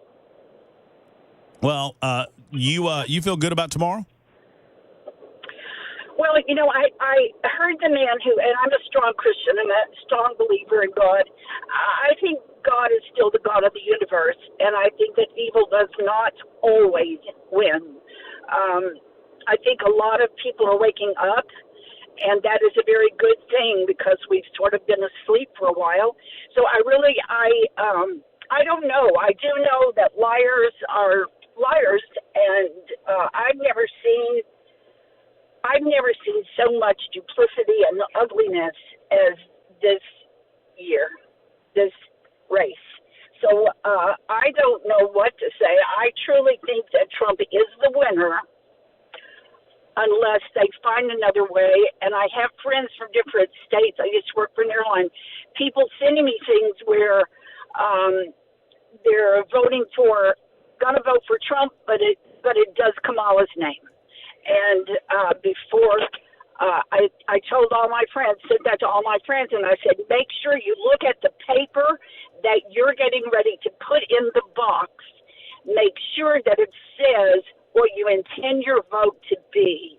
Because a lot of people get nervous. We don't do it really often. They're not comfortable doing it. And, man, I just, those Dominion boxes, I don't know.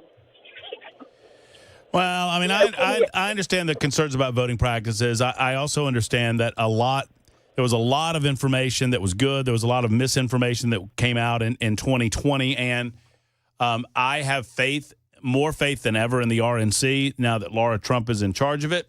I have to have faith that we're going to see eyeballs on the process, eyeballs on the counting. I see where we have corrected so many of the errors that were made in 2020 in Georgia. Georgia corrected a lot of that in purging of the voting rolls to make sure that non-voters. I mean, there was just a decision, this just coming down the last 24 hours out of Pennsylvania, where the Pennsylvania Supreme Court said, no, you can't count votes that are post-dated or that aren't dated on their postmarks. So they counted them last time, by the way. Pennsylvania, against the will of the people of that state, based on their representation in the House of Representatives, they allowed for the counting of those votes even those votes that came in after Election Day. In other words, these mail-in ballots, they have to be postmarked by Election Day. They allowed in 2020 election ballots that were postmarked after Election Day to be counted. And once you open them up and put them in a pile, you can't unput them in the pile. They allowed that to happen last time. They're not allowing it to happen this time. There are many different ways I could tell you that we have corrected those errors from the past. What we haven't dealt with, the vote harvesting practices that the Democrats get away with that isn't technically illegal. That scares me more than anything. Richard is in the borough. Hello, Richard. Hello, Matt. Tell you what, always good to talk to you. I've talked to you one time, I guess, last year. I love listening to your show and, again, what you add to us up here. It's wonderful. I actually got to hear you some when you was actually down in Alabama, too. I do a lot of traveling, and Tuscaloosa and Birmingham is part of my territory. So, but it's good to have you. Let's see here. First of all, when we talk about this election, one thing about the Christian vote, I heard, you talked a lot about the Christian vote and the lack of turnout for Christian vote, and that could be one thing that, again, always hurts us in elections. All I can say is a shout-out to all my fellow Christians that exist throughout this entire country who would ever hear. I want you to understand one passage of Scripture. The Apostle Paul in his letter talks to us in 1 Timothy chapter 2 about praying, and he tells us as Christians that we should pray to our Heavenly Father for our government, that we can continue as Christians to live a quiet and peaceable life. Now, if Paul is telling us and was telling them to pray to a government like Rome was, how bad they were, so they could continue to live a quiet, peaceful life, here we are in this amazing country and this free gift that we have to vote and make a difference in our elections, and we should pray for our government so that we can live this quiet and peaceful life.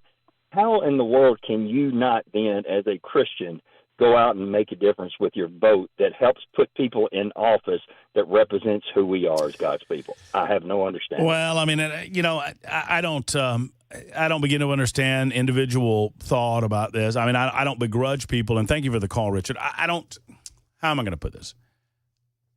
I don't fault people for, in their own lives, making their own independent decisions about how they vote or why they vote or if they vote at all, because it's America.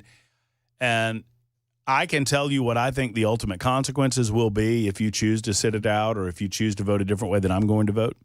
I can explain to you what I think will happen based on my years of experience and just knowledge of how the country was founded and where we're going, and my understanding through life experience of how all of this plays out. You can agree or disagree with me. But I will admit to you, Richard, that I do not understand that I don't understand why there's not more faith-based voting in America, at least if I believe the percentages that I've seen. Because I do think that the Democrat Party, the liberals in the United States of America, want to bring us to a point in society where you are only allowed to exercise your religious faith on their time, not on your time. I do believe, and I believe this, that most liberals, even those that would consider themselves, and I don't tell people, I have a lot of what many would consider to be oddball faith-based beliefs, right? So I don't begrudge anybody their faith. But I tell you, I judge people based on their actions. And based on the actions of Democrats, they want a godless society that worships government. They worship government. That's what their actions tell me. Their words say a different thing because a lot of it is what they think the people want to hear. And I believe that's the type of society that they want to see, the type of society that allows you to worship so long as you don't get in anybody else's way. And if you want to see examples of this, I'm happy to give you worldly examples of it, where the Christian faith just isn't impactful in the daily lives of individuals in certain other countries. It is important that we're never a Christian government. It's important that we're never a Christian government. It is also an important facet of the American way of life that we remain, at very least, a faith-based people. And we are certainly a Christian nation. Not a Christian government. Never a Christian government. God gave us free will, and I don't want government taking it away. Because the government that can force faith on us can take it away. And I don't believe that. I believe faith supersedes force. I believe faith supersedes government. But I, like you, don't understand why people don't see the forest and the trees and understand that there's one side that wants to take God out of every aspect of our daily lives. There's another side that is willing to accept that your freedom to worship a religion of your choosing is sacrosanct and embedded in this nation from the beginning. It is 51 after the hour on Super Talk 99.7 WTN.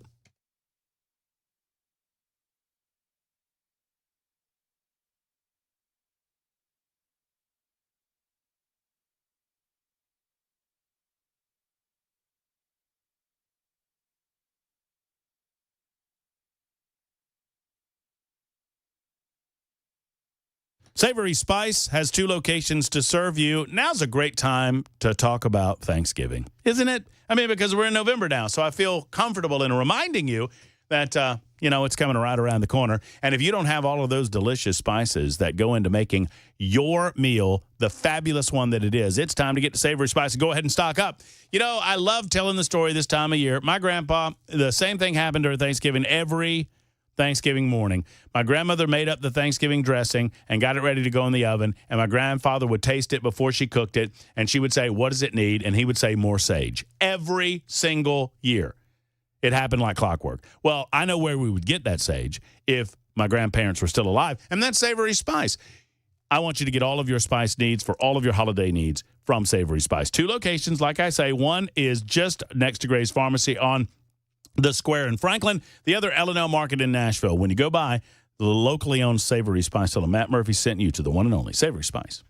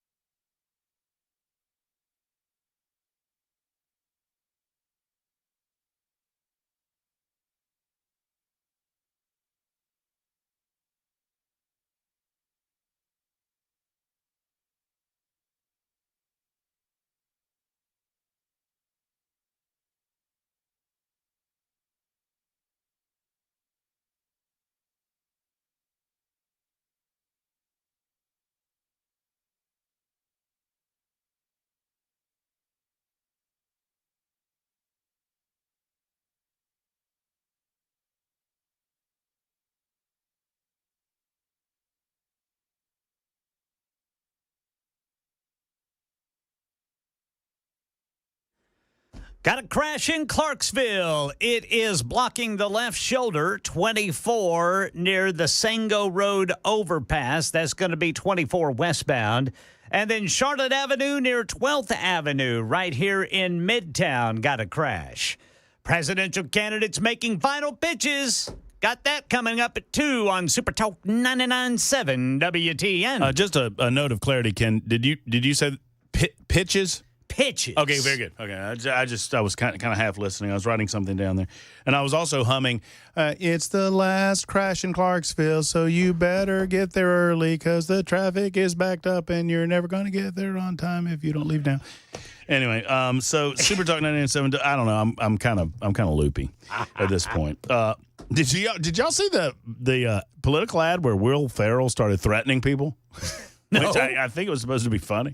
I've got it for you in the 2 o'clock hour, Ken Weaver.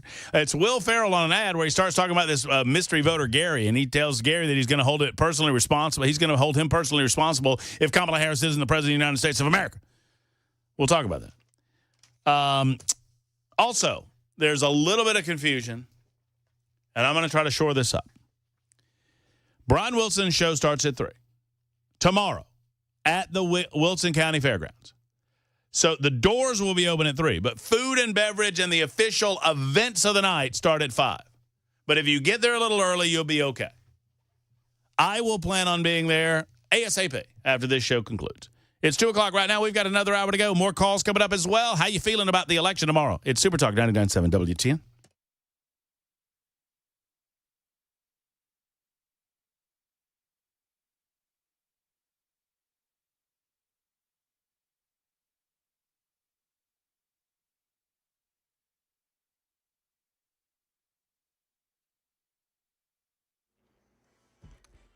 Two o'clock on the dot. I'm Ken Weaver with your top stories. Got the full forecast in 5 minutes. Election 2024. Let's check in with Brian Clark. Vice President Kamala Harris kicking off her final campaign push. Are we ready to do this? We're ready to get out the vote? We're ready to win? Beginning her day in Scranton, one of 5 stops in Pennsylvania, the biggest electoral prize of the 7 battleground states. Former President Trump will be in Reading and Pittsburgh before closing his day in Grand Rapids, Michigan. He opened in Raleigh, North Carolina, with a message for hurricane victims in western North Carolina. Tell everybody to sit back, relax.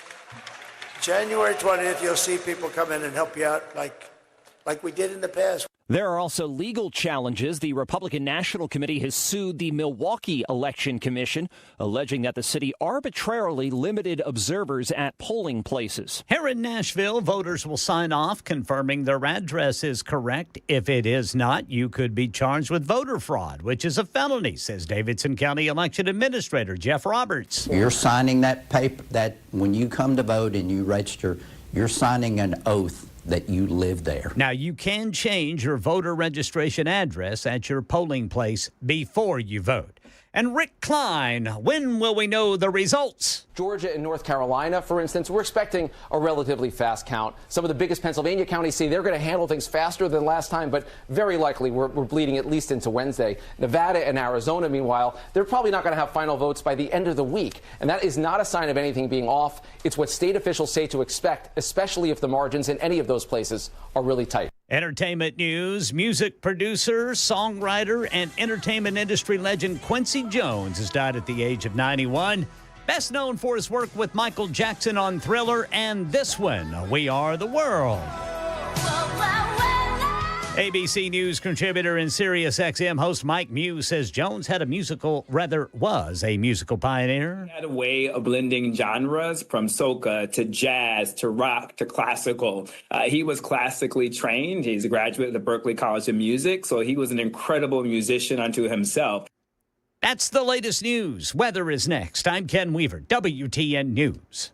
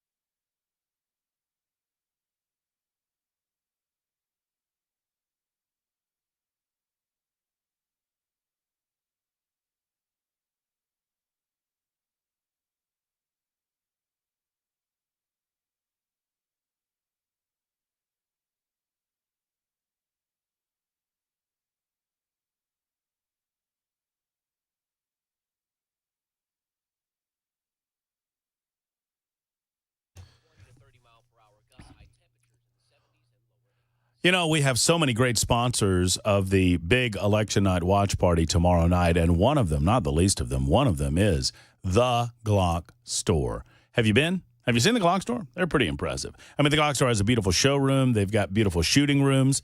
They have an impressive manufacturing division, and they have incredible amounts of Glocks. I mean, if you call yourself the Glock Store, you better have a lot of Glocks, and they do, more than I've ever seen in my life, and I've been to a lot of gun stores in my day. And tomorrow night, big sponsor of the event tomorrow night, and they're holding another one of their famous raffles. I love this thing. So third prize, a tactical rehydration mug, which is fabulous. I love these things. We were given one during the VP watch party. Second prize, 3 separate shooting room sessions with a trained instructor at the Glock Store. And first prize, a Glock 19, customized with Donald Trump's name on it, Donald Trump's face on it, American flag on it, and a bald eagle. I love this gun. It is beautiful. I wish I was not employed. Wait a minute. Strike that. I'm glad I was employed, but I kind of wish I could register. That's all I was trying to say. I don't want to be fired as a result of this ad. I do want to encourage you to go to the Glock Store and show up tomorrow night and register for the big raffle. Thanks to the Glock Store.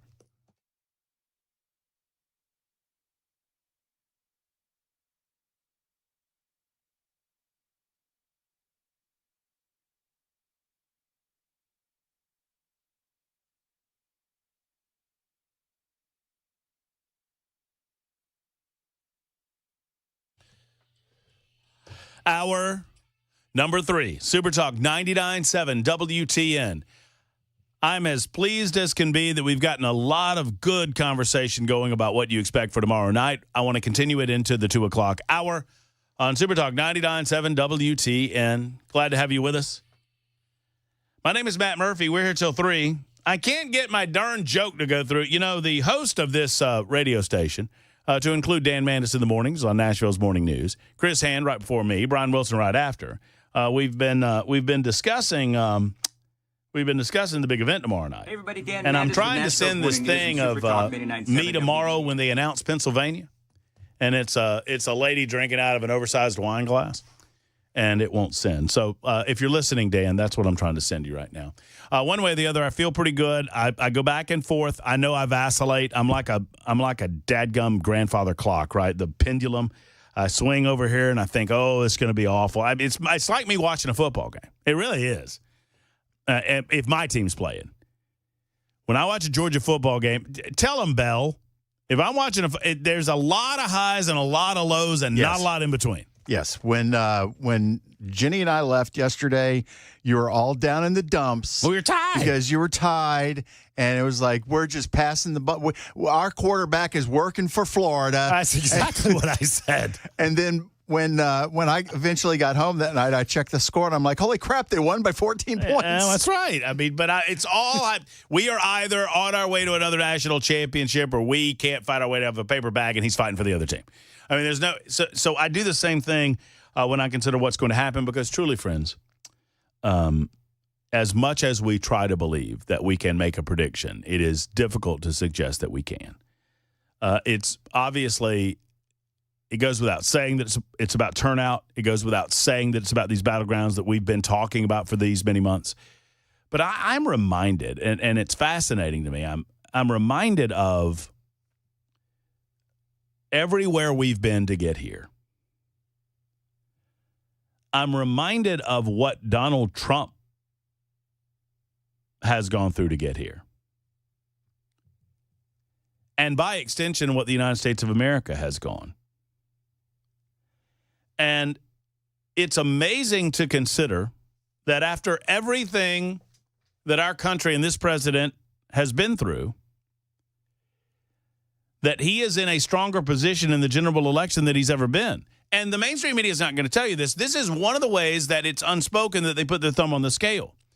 He is doing better than he was in 2020. He's doing better than he was in 2016. And that's just if I believe the poll metrics are the same that they were those last couple of cycles. I don't think this means he's going to win. I think the margin is razor thin, and I think it's all about turnout, obviously, in these battlegrounds. And we have to finish the drill. We've got to run through the tape and all of those other things. but he's stronger than he's ever been. Now, I had a conversation Saturday night after the football game. I had a couple of friends in town, and they wanted to go downtown. We were in search of a big cookie. That's how it started. Don't look at me so confused. A big cookie? Yeah. Looking for a black and white? Looking for a marble rye? What are we after here? Melton, big man. Oh, yeah. Go to my Facebook page, and I'm not that short. He's just that tall. Yeah. He's 6'9", weighs about 320. Big fella. Anyway, Melton and my buddy Dale Jackson are in town for the football game, and we watched a football game together at the Georgia Alumni Association, despite the fact that Dale Jackson was a Florida fan. And then afterwards, like, what do you guys want to do? And, you know, we were going to Uber downtown or whatever. But, you know, they're guests, so what do you want to do? And Melton's thing is that he wanted a big cookie. And okay, when a man of his stature says the word big, how do we define that? Well, what we ended up with was a 2-pound cookie. Okay, that's a big cookie. Sort of was expecting. So, believe it or not, there's a place on 2nd. And they're known for their 2-pound cookies. And so we went down there and we got a cookie. And then we went to Chiefs, and we went on the rooftop bar and argued with one another about the presidential election. No chairs thrown? There were no chairs thrown in the process. I'm sorry. No, that's the right club. Was the right club. That's the right club. No chairs were thrown in the process of this argument, although there was a roped-off VIP section, and there were a number of security people around on one corner of the thing. And, you know, when you're in Nashville, you know, you never know, right? So I sidled up to the security guy, and I was like, I'm going to get the intel for you boys. Don't worry about it. And so we're sitting around having a beer and a syringe shot, a Jell-O shot in a syringe, which I wish I'd have gotten a picture of. And big man with a syringe shot, awesome. Mm-hmm. So I sidled up to the security guy, and I was like, hey, what's up? And this is like at 7:30. It felt like midnight, but it was about 7:30 at night. I said, hey, what's going on over here? Oh, just a little VIP party. And I said, so who we got coming up here? And he goes, I'm not allowed to tell you. And I said, okay, is it somebody or is it nobody? Can you tell me that? And he said, well, it's somebody. And I said, what time are we talking about? He said, 8 o'clock. I said, okay. So I went back. I said, okay, it's somebody and we got to stay. Because it's at 8 o'clock. It was not. No. Okay. You know who it was? Who? And I went back to the security guy and I said, these are nobodies. Don't tell me they're somebodies when they're nobodies. And his response, well, everyone in the VIP section is a somebody. He's like, oh, you know what I'm talking about. It was like the minority owners of the New England Patriots. Like the ownership that isn't Robert Kraft. Mm-hmm. Apparently there are other owners that have percentage. Right, yeah. It was those guys in for the Titans-Patriots game. And that's set up as almost with the same for all the teams with the exception of the Packers. Well, sure, but the point is that I don't know any of those people, and I'm not going to know any. And they're not. And they're not. Just because somebody. They're not somebody. They're nobodies with money. Yeah, that's what they are. So thanks for getting my excitement level up. Thanks for getting my hopes up that it's going to be you know what I'm saying. It's an Eric Church or it's a Miranda Lambert or it's Blake Shelton's coming up here, something like that. Morgan Wallen's back. And he's got no chairs in his hand. Woohoo! Big time. Anyway, then we ended up at the Garth Brooks Bar, and that was not my choice.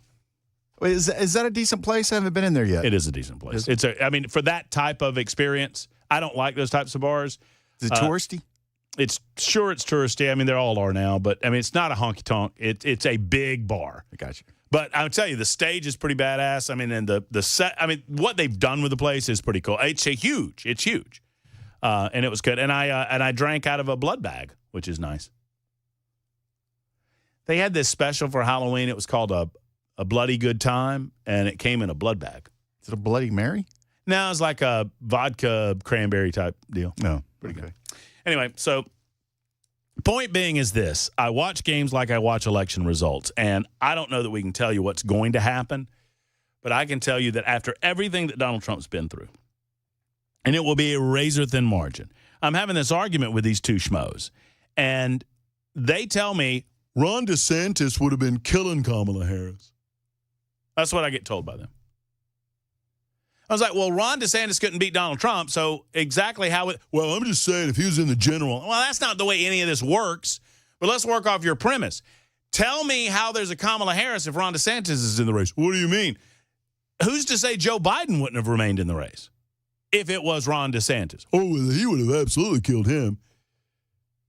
I love this premise that other Republican, and I'm not knocking my boys. I mean, they're good boys. I'm giving them hell about it, but yeah, you people need to remember these are some of his best friends. I mean, these are some of my best friends that I'm talking about, right? But that's why they're giving me the Ron DeSantis would be killing him or killing her. You act as if the media doesn't go after other Republicans. I mean, the premise behind this assumption that Ron DeSantis or any other Republican would be doing so much better is based on this concept that Ron DeSantis wouldn't be called Hitler, too. And he will be. If he ever runs again, I promise you he will be. The media treated him nicely because he was not Donald Trump. And by comparison, they always hate Trump worse. But Donald Trump is performing better than he did in 2020. He's performing better than he did in 2016. After 2 impeachments, after getting defeated in the 2020 election cycle, no matter how you think that happened, he got defeated because he did not continue as president. After Jan 6, after lawfare against him, after multiple indictments, after a ridiculous, sure, but no doubt a real felony conviction. After everything that they've done to him, after every way that they've gone after him, he's stronger than ever. And that's not about him. That's about you and your recognition of what's truly going on here. And it's about a belief that he will stand up to the deep state, which most of us believe is the problem. I believe the media and the deep state are the 2 biggest problems that America has in front of us right now when it comes to politics. And as I've been telling you for years, did we not think the deep state would fight back? Whether it's indictments or impeachments. Did you not think the deep state would fight back? Fight back, they are. Andy's next up in Nash. Hello, Andy. Welcome. Hey, thanks for taking my call, of man. Course. I appreciate that. Of course. So I got one statement. I think Donald Trump's going to blow the whole thing out, but the Senate is really what I was wanting to ask you about. Yeah, what do I think? The Senate looks pretty good. It looks like 2 to 4 pickups for Republicans, but I've not seen a dynamic that Democrats pick up any races. I think it's almost a fate certain that Republicans are going to pick up West Virginia. Okay. And go ahead. When it's time for him to get confirmed, the president, Donald Trump, which Senate would be doing that? Would that be this new Senate that we're electing this term, or the old Senate, or no? It will be the old Senate, I believe. Okay, so we'll have to have Kamala Harris approve it and our current Senate approve it for him to actually take the presidency, right? Yes, that process will be with this current Congress, and it will happen. Okay. I don't think I have no fear that it will happen. It will happen. So yeah, no shenanigans on any of that. Well, I mean, you know what? I believe in the fail-safe. I mean, so I got a lot of hell, Andy, and this, you might not like me saying this, but I'm going to say it because it's true, and I'm on record. I got a lot of hell saying that Mike Pence could not have and Mark Levin disagrees with me on this, but I think there's a great constitutional question. Mike Pence had no authority to override the will of the sitting body. I do not believe the Constitution gives vice president that authority. So I didn't believe it then. I don't believe it now. So for all of these liberal Democrats that were arguing that Mike Pence had no authority to do that then how in the world are they going to argue that Kamala Harris has the ability to do it now? You know? I don't hear anything that makes any sense from most liberal friends. I've managed to hang on to about three liberal friends of mine, and it's just like there's a no logic zone. But I am hopeful. Like the number of people that seem to know the mass media is just something other than reality. It's like nobody I talk to Well, anymore. I mean, no, the media does not reflect America. They reflect New York, Washington, D.C., and maybe L.A., and that's about it. Okay, well, good talking to you. Well, Andy, thank you. And I'm gonna offer you a couple of headlines as you listen that'll make you feel a little bit better about things. Democrats are desperate and nervous. Dateline New York City. Governor Kathy Hochul described Trump voters as un-American over the weekend. Now, you're not hearing anything about it because she's a surrogate that doesn't really matter. But say it, she did. Appearing on MSNBC Saturday to discuss former President Donald Trump's Madison Square Garden campaign rally last weekend, she said, if you're voting for these Republicans in New York, you're voting for someone who supports Donald Trump. That means that you're anti-woman, you're anti-abortion, you're anti-American because you have just trashed American values and what our country is all about, said Hochul. Now, nobody paid attention to it because it was a leftist socialist saying it on a socialist network like MSNBC. But this demonstrates to me a certain level of desperation that I like seeing. Some 7 o'clock, so we're less than 5. So 5 plus 24 is 29. So less than 29 hours away. I'm going to choose to believe, Bell, that we're going to brain next on line 1 when we come back from the break. I'm going to believe that until I'm told otherwise. Also, Sharon and Jeff and Justin, your calls, obviously, we're always thinking about what you think about these matters, but particularly on this day, I'm just getting a sense of where you are, where you feeling. What you feeling? Super Talk 99.7 WTN. Oh, it'll go brain, then thigh, and then spine. Okay. Got it. Here we Thank you. Good.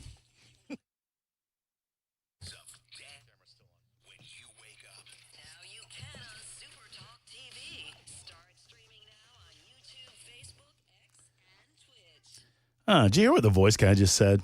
I threw up in my mouth a little. He said, do you want to gaze in the eyes of Dan Mandis when you wake up? I don't know what to say after that except to say this. U.S. Pest. You know what? Actually, this is a perfect segue because when I think of Dan, I think of a pest. And when I think of pest, I think of U.S. Pest. Now, I would never sick U.S. Pest on Dan Mandis. I love him too much. I pick on him because I love him. But I would sick U.S. Pest on the things that go creepy crawly in your world, in your home this winter season. And maybe it's time that you did the same. Have you thought about getting pest control? Have you thought about maybe eradicating the bugs and the rodents and all of the rest that are in your house? Or maybe you have pest control and you're not that satisfied with it. Let's call U.S. Pest. You'll get a free home inspection when you do. And they don't do like some of these guys do. They're not going to come in your home and give you the hard sell. They're just going to come in your home and tell you what's going on and how they can make it better. Schedule a free pest and termite inspection today when you call U.S. Pest. Full-service pest control, termite protection, and crawl-space services. Besides, U.S. Pest is our presenting sponsor of our election night coverage tomorrow night on Super Talk 99.7 WTN. And we thank them for it. J.K. and Erica Brister, fine Americans. USPest.com or call 590-1260. 590-1260.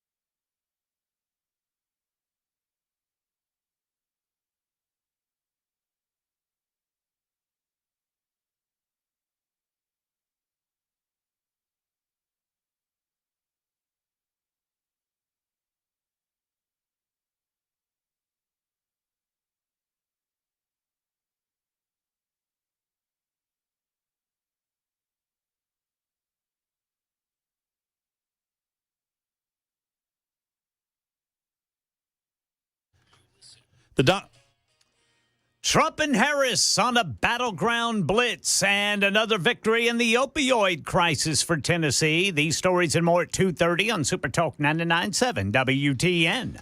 Thank you, Ken Weaver. The Dr. Gill Center for Back, Neck, and Chronic Pain Relief is here to serve you when you need them. I know from personal experience because they've assisted me. They've assisted so many over their 30-plus years of being in Middle Tennessee, and they've brought the modern technologies that we now come to expect.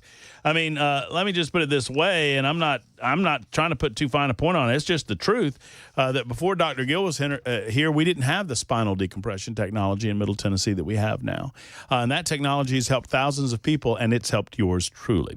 If you're tired of living in pain, if you would like to see your pain gone, imagine the freedom and the possibilities, and the Dr. Gill Center can help you imagine those by making that telephone call that so many others have made.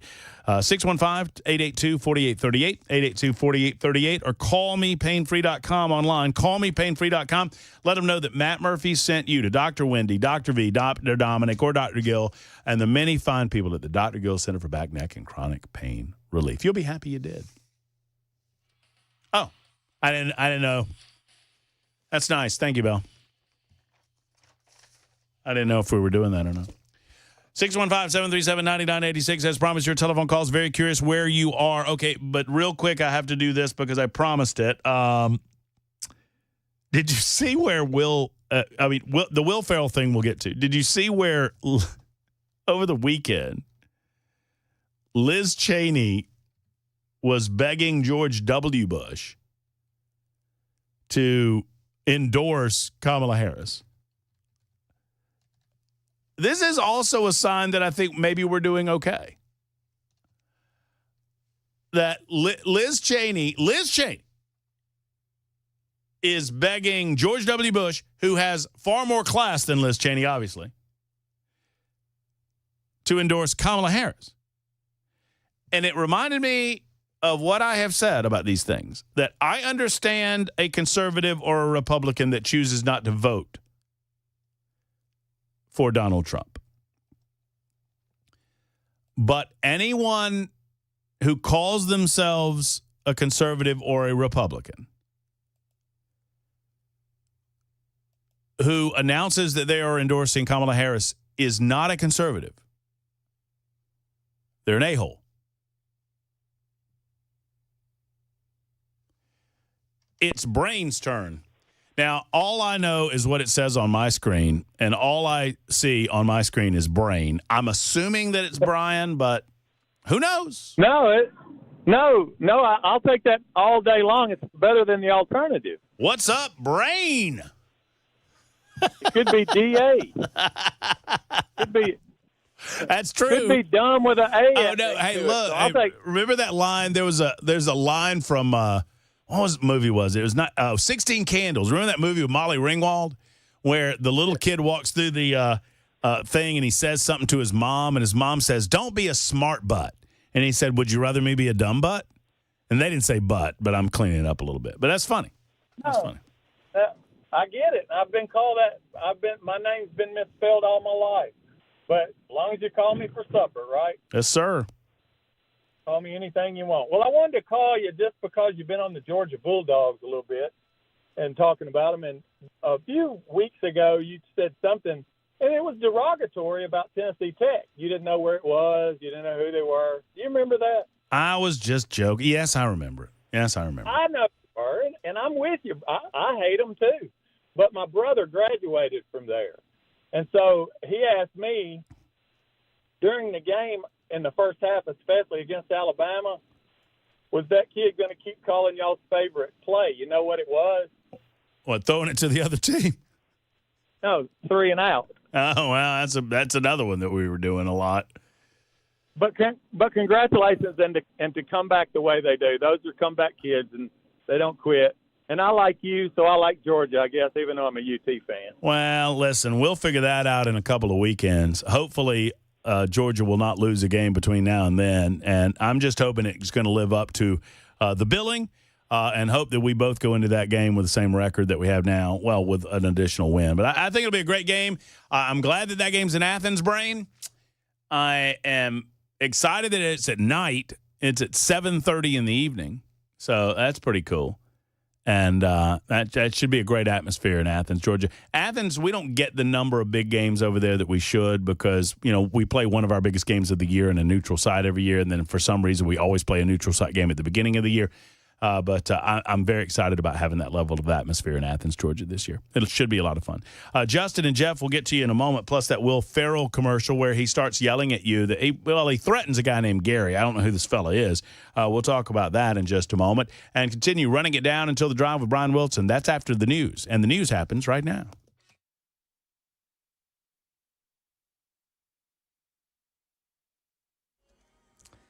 2:30 on the dot. I'm Ken Weaver with your top stories. Full forecast in 5 minutes. And right now, election 2024. Here's Brian Clark. Election day draws closer in a race that polls show is remarkably close. ABC political director Rick Klein says, our final poll before the election has a 3-point lead for Kamala Harris nationally, 49 to 46. That's what we showed when we published the poll yesterday. We actually stayed in the field an extra day just to see if there's any late change.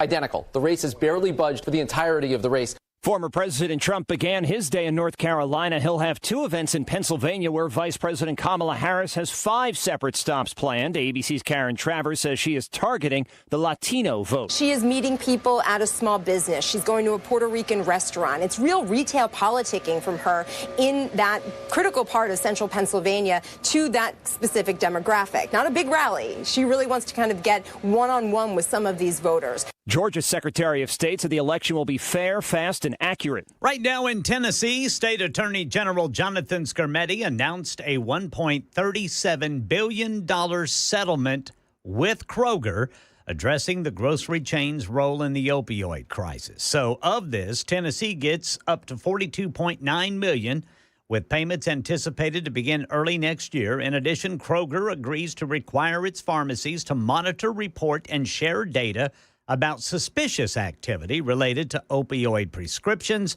Kroger operates 116 grocery stores across Tennessee. The Austin, Texas area has entered November suffering a severe drought, and Jim Ryan says the bone-dry conditions have created an extreme risk of fire. A fire first reported Sunday at noon southeast of Austin grew to 400 acres in just a few hours, forcing people like Will Sellers to evacuate. I got 3 dogs, 2 goats. Definitely more concerned about them than material stuff over there. Robert Tamble is city manager in nearby Smithville. In 37 minutes, got this facility ready once we got the call to open the shelter. The wildfire was only 15% contained this morning. That's the latest news. Weather is next. I'm Ken Weaver, WTN News.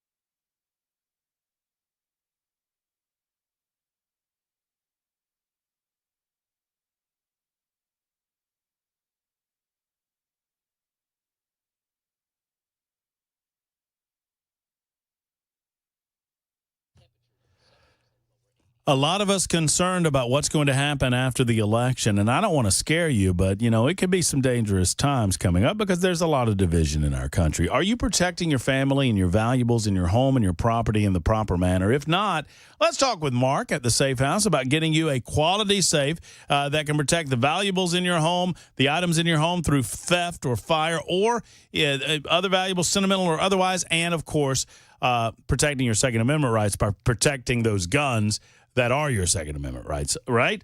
They have an incredible selection, the best in the business in terms of their safes. They've got Brownings, they've got Fort Knox, they've got all manner of safes, Champion, Superior, Rhino, and on we go.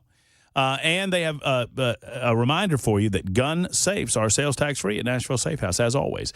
So stop in and say hello. Remind them that I sent you to Nashville Safe House. I'd appreciate that. And tell Mark and his team that you're looking for something special from Nashville Safe House, and I know you'll get it. Nashville Safe House, they're on 4th Avenue South across from City Cemetery. Stop by today. Nashville Safe House.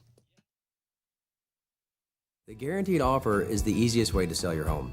It's really simple. We bring you an all-cash offer. You close in as little as 21 days. No home inspections, no lock boxes, no open houses. Go to markspain.com to get a guaranteed offer and start packing.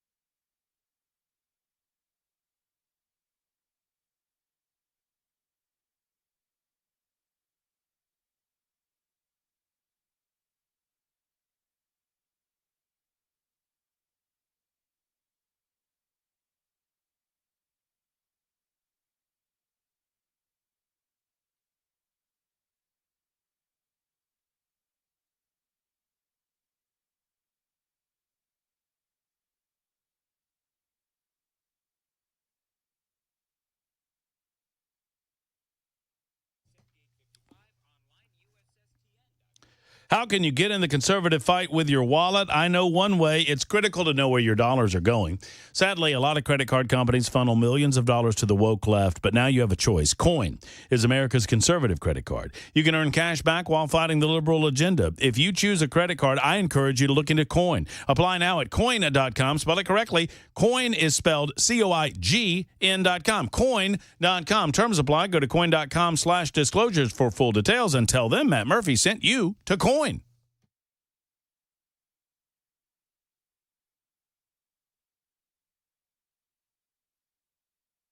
Super Talk 99.7 WTN. Hey, I like this. I like Democrat on Democrat violence. Always have. You know, not real violence. You know what I'm saying. Democrat Congresswoman AOC, brain trust that she is now, well, is Green Party's Democrats, right? Wouldn't you say that? Oh, they're left. I wouldn't say Democrats. So, I should say that. I should start the segment over. I like leftist on leftist violence. I like socialist on socialist violence. And regardless of whether she calls herself a Democrat or not, AOC is most certainly a socialist, as is the presidential nominee for the Green Party, Jill Stein. Democrat Congresswoman Alexandria Ocasio-Cortez has slammed the Green Party's presidential ticket for being predatory over its lack of support for transgender athletes. Boy, that's a winning slogan. That's a winning position.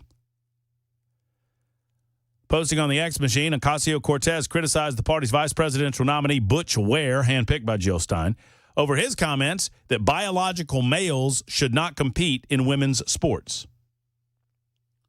Ocasio-Cortez frames herself as a staunch defender of the right of trans people and has launched a series of attacks on the Green Party.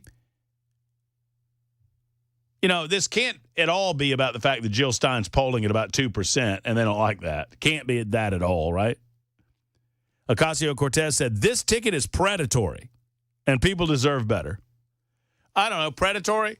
I don't know, like a male wrestler wrestling a female, or a male on a women's volleyball team, that kind of predatory behavior. She was responding to a video posted on X showing Butch Ware, the VP candidate, expressing concerns about women's sports being undermined by male trans athletes. I don't think biological males should play in female sports. You know, I remember a time not so long ago where that wasn't a controversial statement. I don't think it is for 98% of Americans, or maybe I'm giving us too much credit. I don't know. In the meantime, I promised you this, and I'll get your calls momentarily, but I promised you this. Will Ferrell, in an ad that they think is funny. I don't think this ad is funny. I think this ad is just goofy, and it's a little cringy, but I'll let you decide.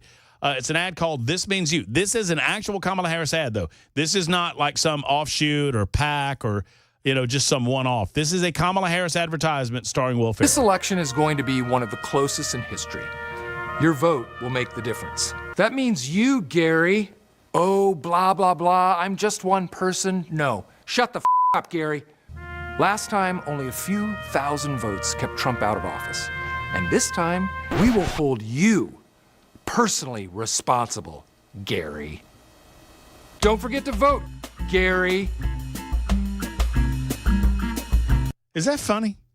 I just don't think that's funny. I'm a guy with a sense of humor. I know when funny's funny. Well, Will doesn't pull off threatening very well. I mean, right? I mean, I guess it was supposed to be juxtaposing, like, ooh, I'm nice, I'm light, I'm Aryan, and it's just not funny. They are so worried that Kamala Harris can't get male votes, and it's so obvious. And you know what? For those who look at the polls, it's pretty obvious there, too. Justin's in Old Hickory. Hello, Justin. How are you? Hey, Matt. How are you? I'm doing great. So I wanted to run a hot take by you and get your opinion on this. So Trump wins tomorrow in a Reagan-style landslide. The deep state has done so much so far to stop him, to halt him. I mean, they kicked Joe Biden to the trash can and usurped and lifted Kamala up. What's to stop them from using the 25th Amendment, put her in office? She's the 48th president. And then we go to war and they invoke the, war thing. I forget the title of it, but where she stays in War office. Powers Act. Yeah. Right, War Powers Act. Or, she remains the 48th president because we're at war. Okay, so it would be, I think it would be 47th. Yeah, sorry, 47th. Yeah. Trump would be the 48th. Yeah, no, that's right.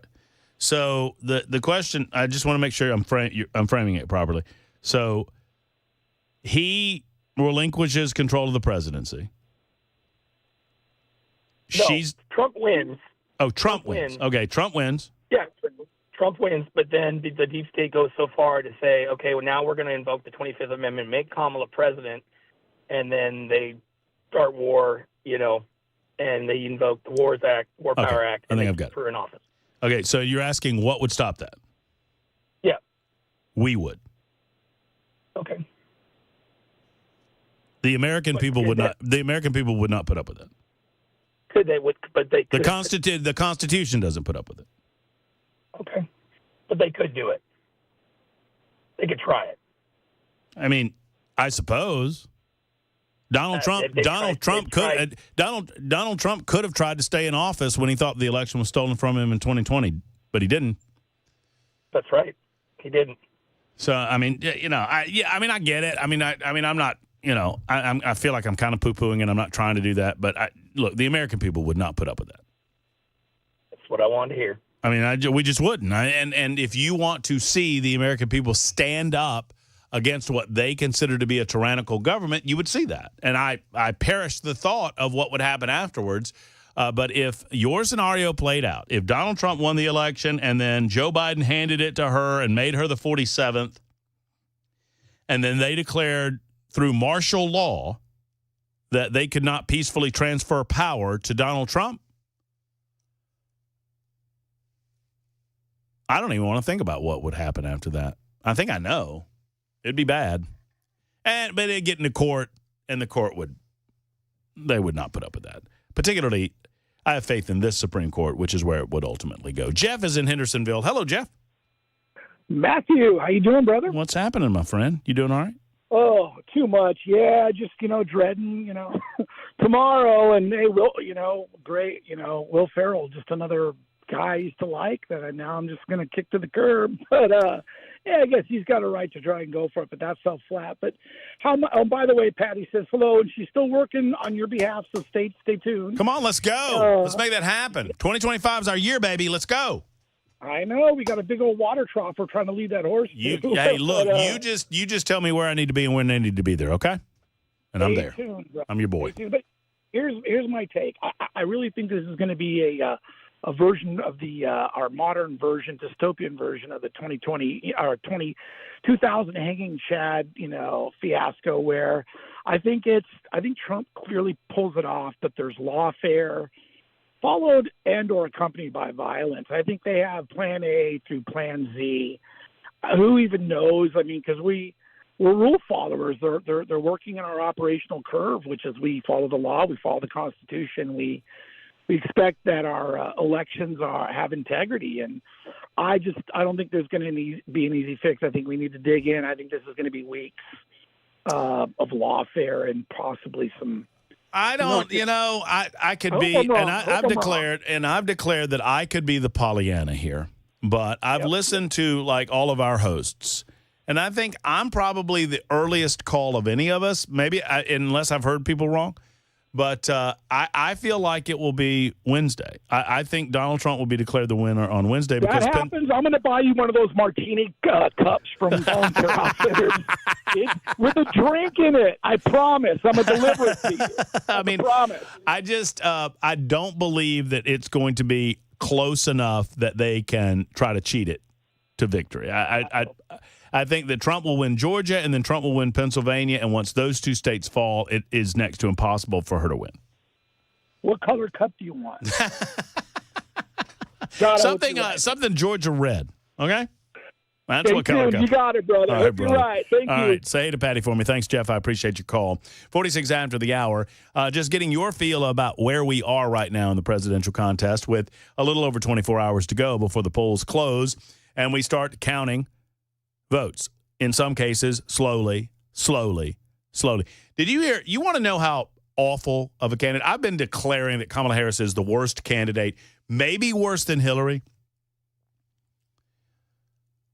I mean, Joe Biden had the benefit of COVID, so it's difficult, but she was asked, she was saying, telling people that she voted and her vote was going back to California. And she was asked how she voted on a ballot measure, Proposition 36, that would strengthen punishments for drug and theft offenses. Okay? So in California, it is easier to get propositions on the ballot. And Proposition 36 is a ballot measure that would strengthen punishments for drug and theft offenses in California. And she was asked how she voted on that measure. She was like, oh, I've already voted, and it's on the way back home, and yay. And someone actually doing a bit of reporting said, well, how did you vote on Prop 36? And she said that she refused to tell them. She refused to tell them. She said, and I quote, do you think I just fell out of a coconut tree?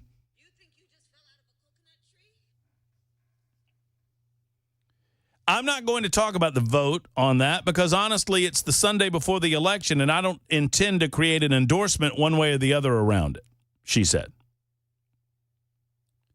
Asked how she'd vote on the measure last month, Harris told reporters, I'll let you know.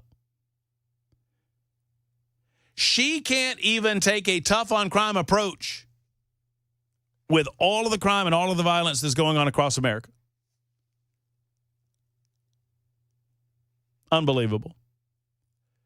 Bubba, how are you? Yes, sir. I'm great. How are you? I'm doing well.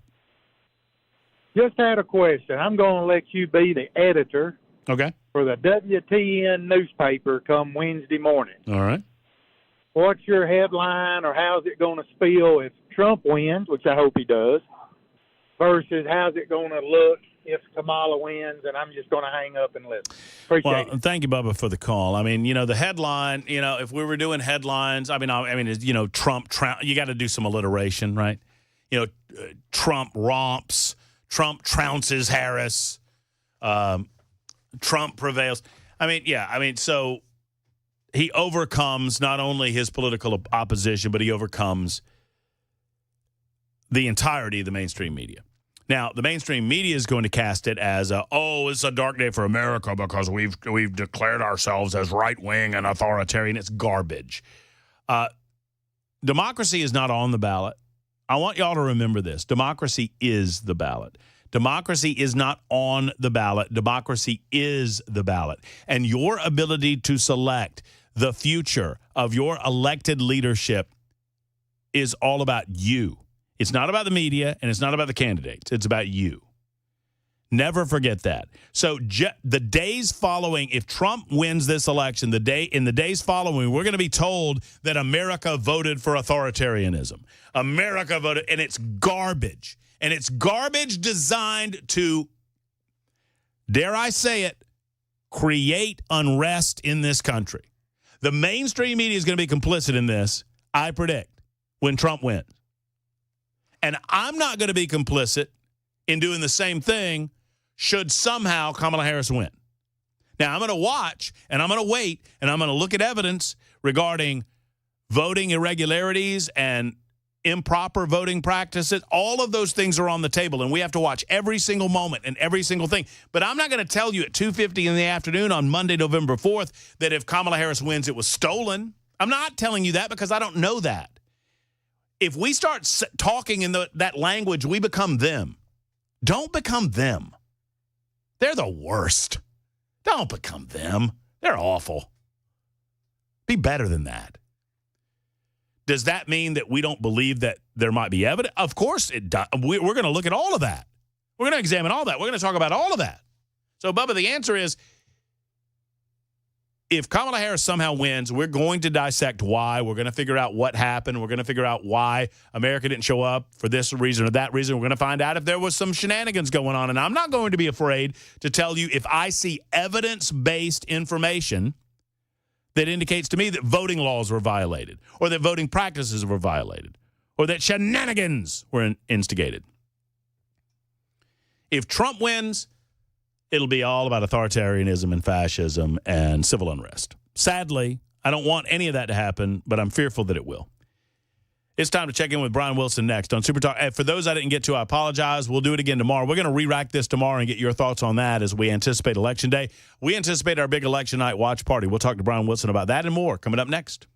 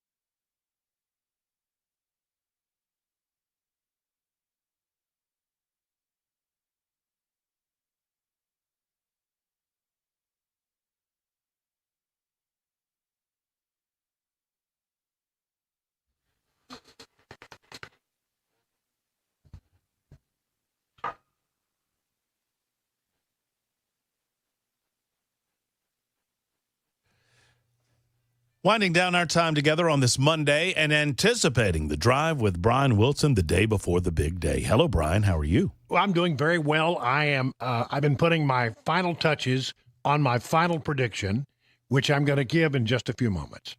I love it. I absolutely love it. You know what my final prediction was? What's that? I harken back to, I don't know if you ever saw Rocky III, but they asked Clubber Lang what he expects from the fight, and he looks in the camera and says, pain.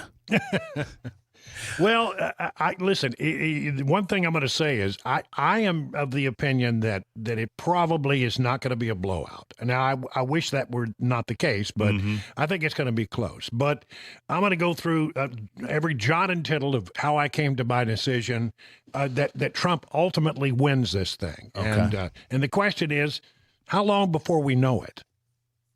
Well, that's right. I mean, I think I'm the lone guy that feels like it's going to be this week. I mean, do you think it's going to be? I think it'll be. I don't want to get in front of your prediction. It will likely be this week, but it probably will not be tomorrow night. Okay, I don't think it'll be. I think it's Wednesday. I'm thinking Wednesday afternoon. Wednesday, Thursday. I think we might know. Yeah. Well, I'm excited to hear your. I mean, I don't. Once again, not trying to get in front of your prediction. But I've been saying for the last week, I just feel like everything comes down to Pennsylvania, and I anticipate your thoughts on it. And I'm going to be listening because I'm excited about this, and I'm excited about tomorrow night too, my friend. Yeah, we'll see you there. Yep. We kick off at 3:00, and you guys will come in around 5 or so, and we'll be there for quite the time. I did. By the way, I don't know if you heard. I did say that if Donald Trump is declared the victor before 11 p.m. Central Time, I buy everybody at the James A. Ward building a drink. Well, everybody. Okay. Right? I'm hoping that it's a blowout. All right, my friend. There's Brian Wilson. He's right after Ken Weaver's newscast, and Ken Weaver's coming up right now on Super Talk 99.7 WTN. So long, everybody.